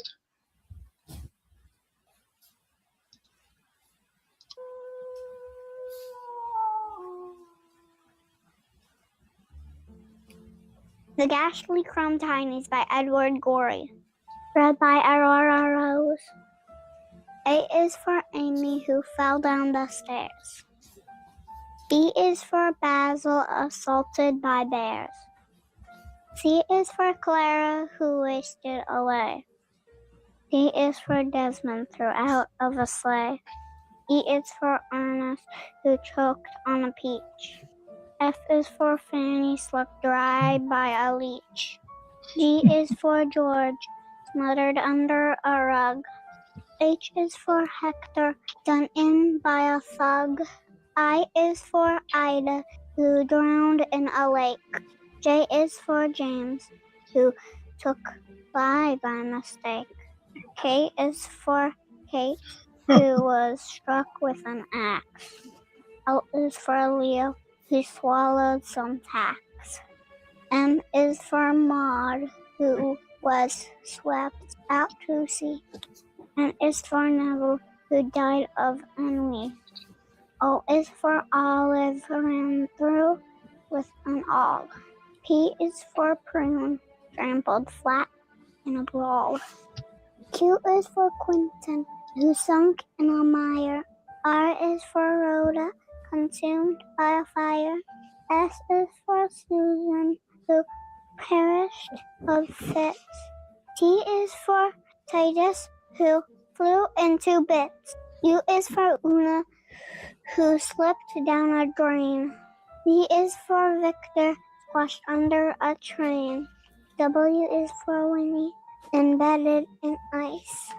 X is for Xerxes, devoured by mice. Y is for Yorick, whose head was knocked in. Z is for Zella, who drank too much gin. Oh, jeez. Wow. It's a nice, cheery little kid's story. Well, that explains a lot about Angel Gamer now. That's the kind of book you read as a kid.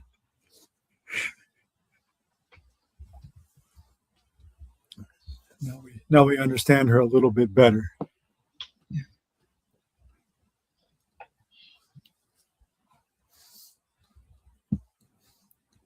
It's like the Grimm fairy tales too. I guess the original Grimm fairy tales were quite a bit more grim than they are today.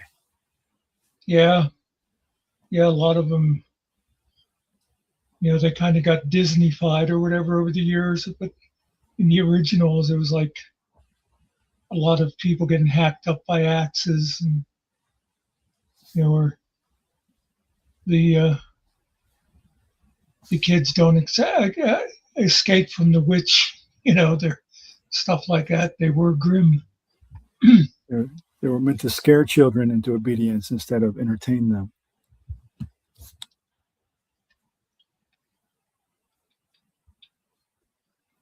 Don't go into That's the like forest. The original Peter Pan story. G.A.M. Barrie wrote the ending. How Wendy goes back to London,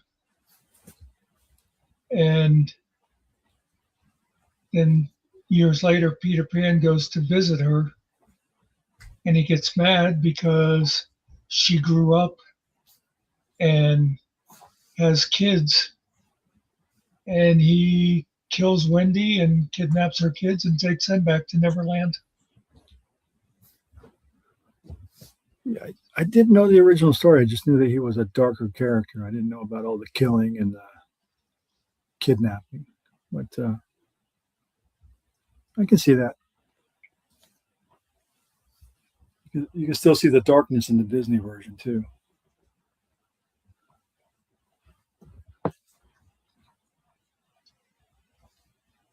It's interesting. A lot of the old, like fantasy type books, you have your elves and fairies and that, and depending on the book, whether or not they're like good or evil. You know, some of them were like Tolkien type elves, where they were fighting evil and dancing in the forest and that. Then you had somebody else's elves who were, you know, stealing babies and leaving changelings behind, and you know, I whatever. think it depends on the region for those as well. Like I know in Ireland, the changelings were evil, but I think in Norse kind of areas, the dwarves and things were looked upon as good and friends of the mid whatever they are, middle worlders, us. Yeah, now that you mention that, I seem to remember that Tolkien based his stories on Norse mythology.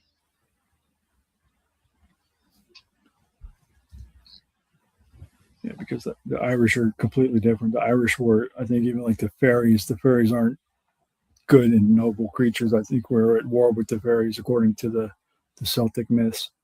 And then the fairies were mean little bastards that were angry at us because we took over the land above and forced them below.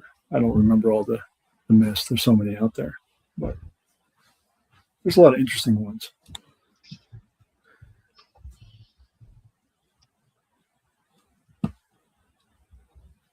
I got some books I'm still meaning to read. I started them and I didn't finish them on mythology.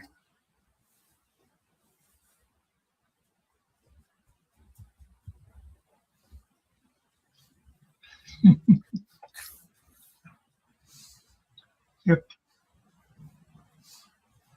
Kill those hairy little bastards.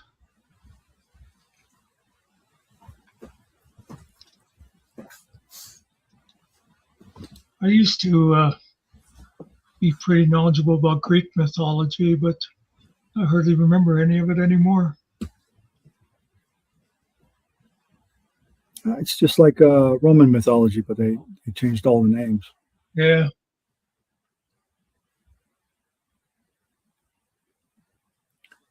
Yeah, There's Odysseus. There's a guy named Joseph Campbell. He kind of wrote a theory that all the stories that are told have been told before, and all the myths are just retelling of other myths and something like that. I have to go back and look at them again. I read a brief article on him before, but it's kind of interesting that we tell the same stories, from the Greeks to the Romans to other cultures. We all tell the same stories. We just change the names, and the ideas are the same. Yeah.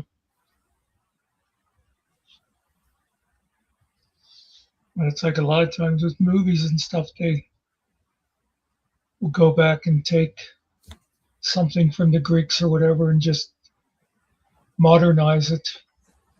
But they use that storyline. Yeah, I did that today. My well, I kind of went backwards, but I took that song I did today and I went back to the Roman plays, and I made a Roman play about the song, and then I adapted that Roman play to modern internet culture. Oh yeah. It all works. It all plays together if you look at it from not even from a different lens, but from a different perspective of the same lens. It's all the same story.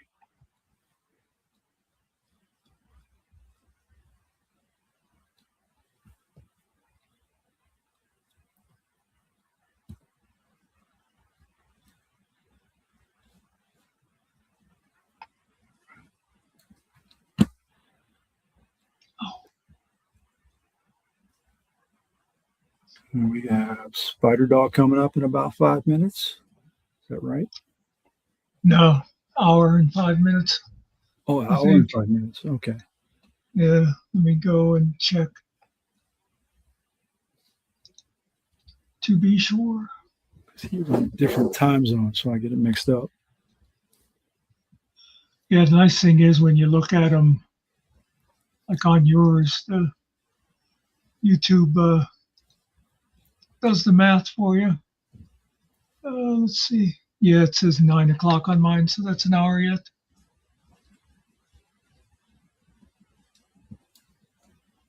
I was thinking it was 9:30. I don't know if I remembered wrong or he changed it. Usually 9 o'clock, and I think Killer's 9:30.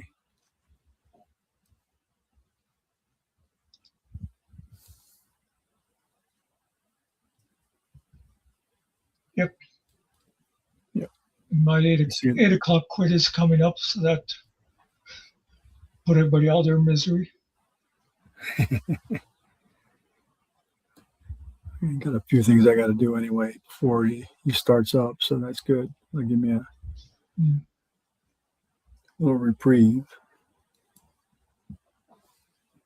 I appreciate you and Angel coming in, saving me. Anytime. Well, almost anytime. Yeah. Yeah,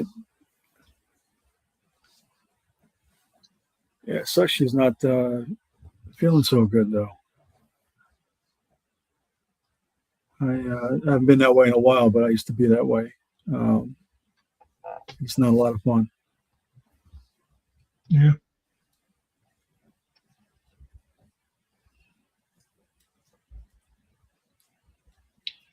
Oh, here's a little StreamYard tip for you. I warned Mr. Curry about it the other day. You know how I think, yeah, that's still down there where your song is next to you down there at the bottom of the page. Well, I was going to say, like if you ever do like a panel and somebody brings something in, yeah, something I finally got to test that I always wondered about. Like right now, if I decided to get rid of your song because maybe it's all crowded down there, and I want to, if I would kick your song out, it kicks you with it. Okay, down to the basement. Yeah, so that'd just be something to know if you ever are doing that you can inadvertently kick somebody out by doing that. You'd have to ask them to get rid of it. Or accidentally on purpose. Well, that too, yeah. I remember I used to know someone who would accidentally on purpose lose internet connection rather than make excuses for why they were leaving. Who would do such a thing? Well, I'm not going to mention my own name, but you know. What was that? You could do that on the phone. You can't do that on the phone anymore. They don't buy that anymore. They don't even know what it is. You can't do the bad connection thing. You're either on a call or not on a call anymore. There's no bad connection nowadays. Oh, yeah, I never even thought of that, but yeah. Tried that with my kids. They're like, "What are you doing? What is that noise?"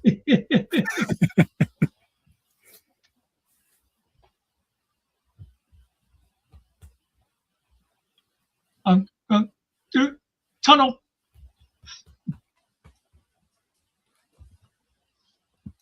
You don't live near any tunnels.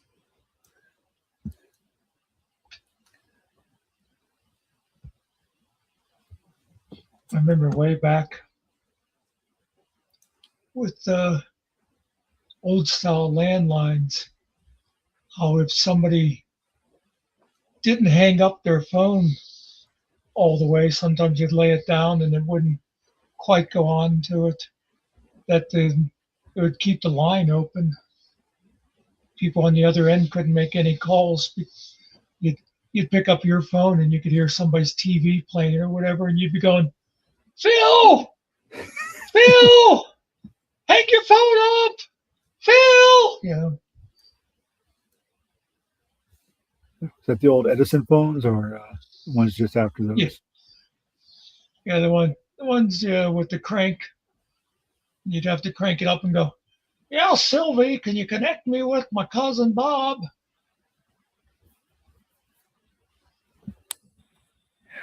How do we get all this technology? Why do we even need it?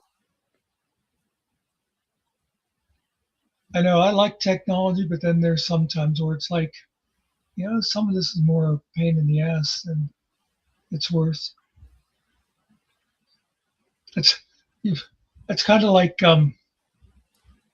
I like how the progression of texting went when you first you could send a text on a phone, which first of all I hated when you used to have to, when you're typing out, you had to go like 224-777, but also it was kind of cool. Text was great when you could just send a text out saying, I'll be there at 8 o'clock or whatever, because then the person, when they got a chance, they could go and read your text and be like, okay.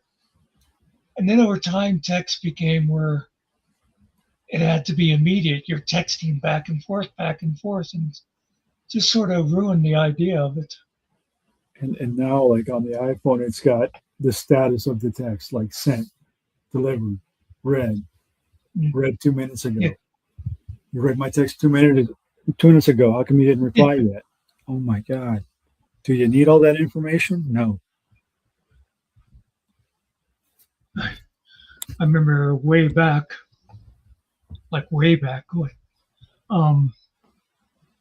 in the earlier days of email, the guy was telling me that they set his grandma up with email.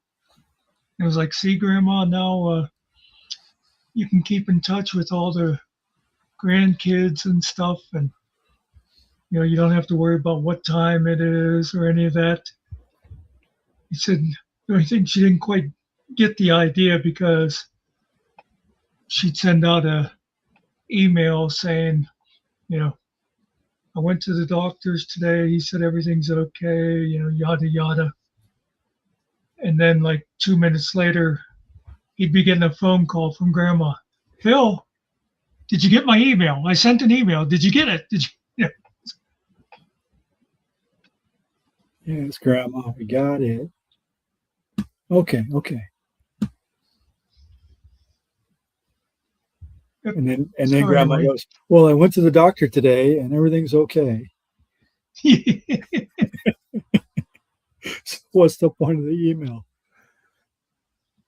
One of the best half conversations I ever heard. When you're just hearing the one person's side. Back before every kid had a cell phone and that, a lot of times when the kid be at the library and they'd ask to use the phone to call to get a ride home or whatever.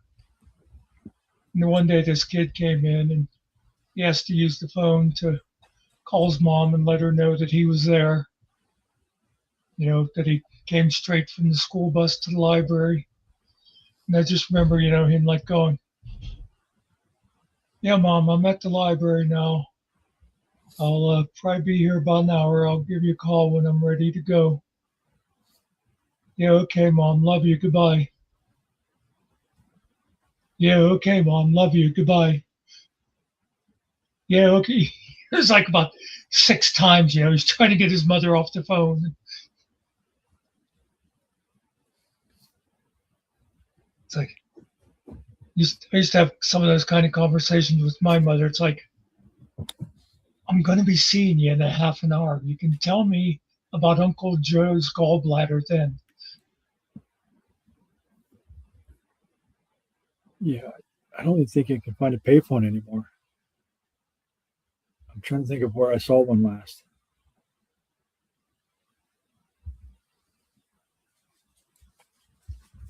Yeah, man.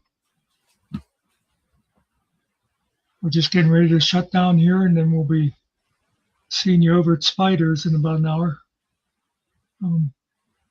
Yeah, I don't know. I don't think they do either anywhere. Maybe in an airport, but I don't even think I remember seeing one in an airport recently. Oh, there's one on my kitchen wall. I forget who I just saw. I'd used to. It's not plugged into the phone line anymore. Well, I don't even have a landline anymore. So, but I just saw somebody else. I can't remember who. It was Killa or somebody was live, and whatever. I saw they had the same phone behind them on the wall. It was like a mock-up of the old phone. You know, it looked like the old, those black ones that you'd see in the phone booth, and it had like the old type of dial, the that you'd have the rotary dial. The rotary, yeah. But they like put push buttons into where the holes were.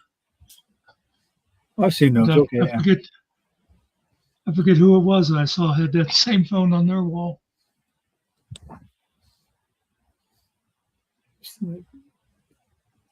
Yeah. Can't remember seeing one anywhere. You see courtesy phones nowadays, but you don't see any pay phones. Well, like now, remember, there's like no long distance anymore either. Yeah, there's no long distance. That used to be a big thing, and 25 cents a minute for long distance. Yeah. That's gone. Yeah, it's all courtesy phones, I think. Yeah. Hell, I remember asking people to borrow their phone and make a call, and people would do that for you. Yeah. Yeah, Double M. If you go back and watch Phil's stream from this afternoon, there was some interesting stuff in there about making videos and that. And he's talking about maybe making it a regular thing. I'm going to try and shorten up the video to make it a little bit easier to watch, a little bit less time involved. So I'll work on that maybe tomorrow. Okay, Lola, thanks for being here as always. And yeah, I'm going to go ahead and put everybody out of their misery and shut this down. You got any final words? No, just thank you for the help today, and thank you everybody for being here. Appreciate it. Yep. And we'll see people in about an hour, probably. Oh, hey, you get to see my new outro. This is an outro. There are many like it, but this one is mine. Not louder, not brighter, just ours. A place where the lights dim a little and the voices get honest, or at least honest enough for YouTube. Thanks for being here. No, really, whether you stayed the whole ride or just wandered in by accident, looking for something else and decided this chaos was acceptable, we appreciate it. Muckster, they say he's a tyrant. He says he's not. The truth probably sits somewhere in a folding chair, watching both sides argue and laughing under its breath. Ariel, somewhere behind the curtain, turning noise into something that almost makes sense, like a magician. Like a magician who traded its for rhythm, for rhythm. Kill time, don't let the easy grin fool you. There's a mind working there, quiet, sharp, intuitive, like a pocket knife that's been around long enough to know when to stay closed and when to cut through the nonsense. And Nikki, yeah, Nikki is just Nikki. If you know, you know.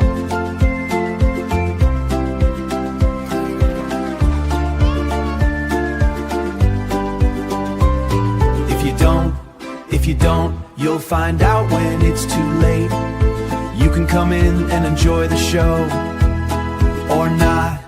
Sit back, say nothing, chat with friends, pretend we're background noise to whatever your night really is. Because this isn't just a show, it's a doorway that never quite closes. You never know who's gonna walk through. Maybe a strong, independent Australian with a heart that refuses to quit. Maybe an Alaskan frontier spirit who doesn't recognize the word surrender. Maybe a Canadian with a thing for spiders. We're not asking questions. Or someone from Kentucky who just really likes deer and isn't apologizing for it. It's a strange mix, it's supposed to be, but you won't find haters here. Not if we can help it, because the rule is simple, easy to remember, harder to explain. Everyone is welcome until they ain't.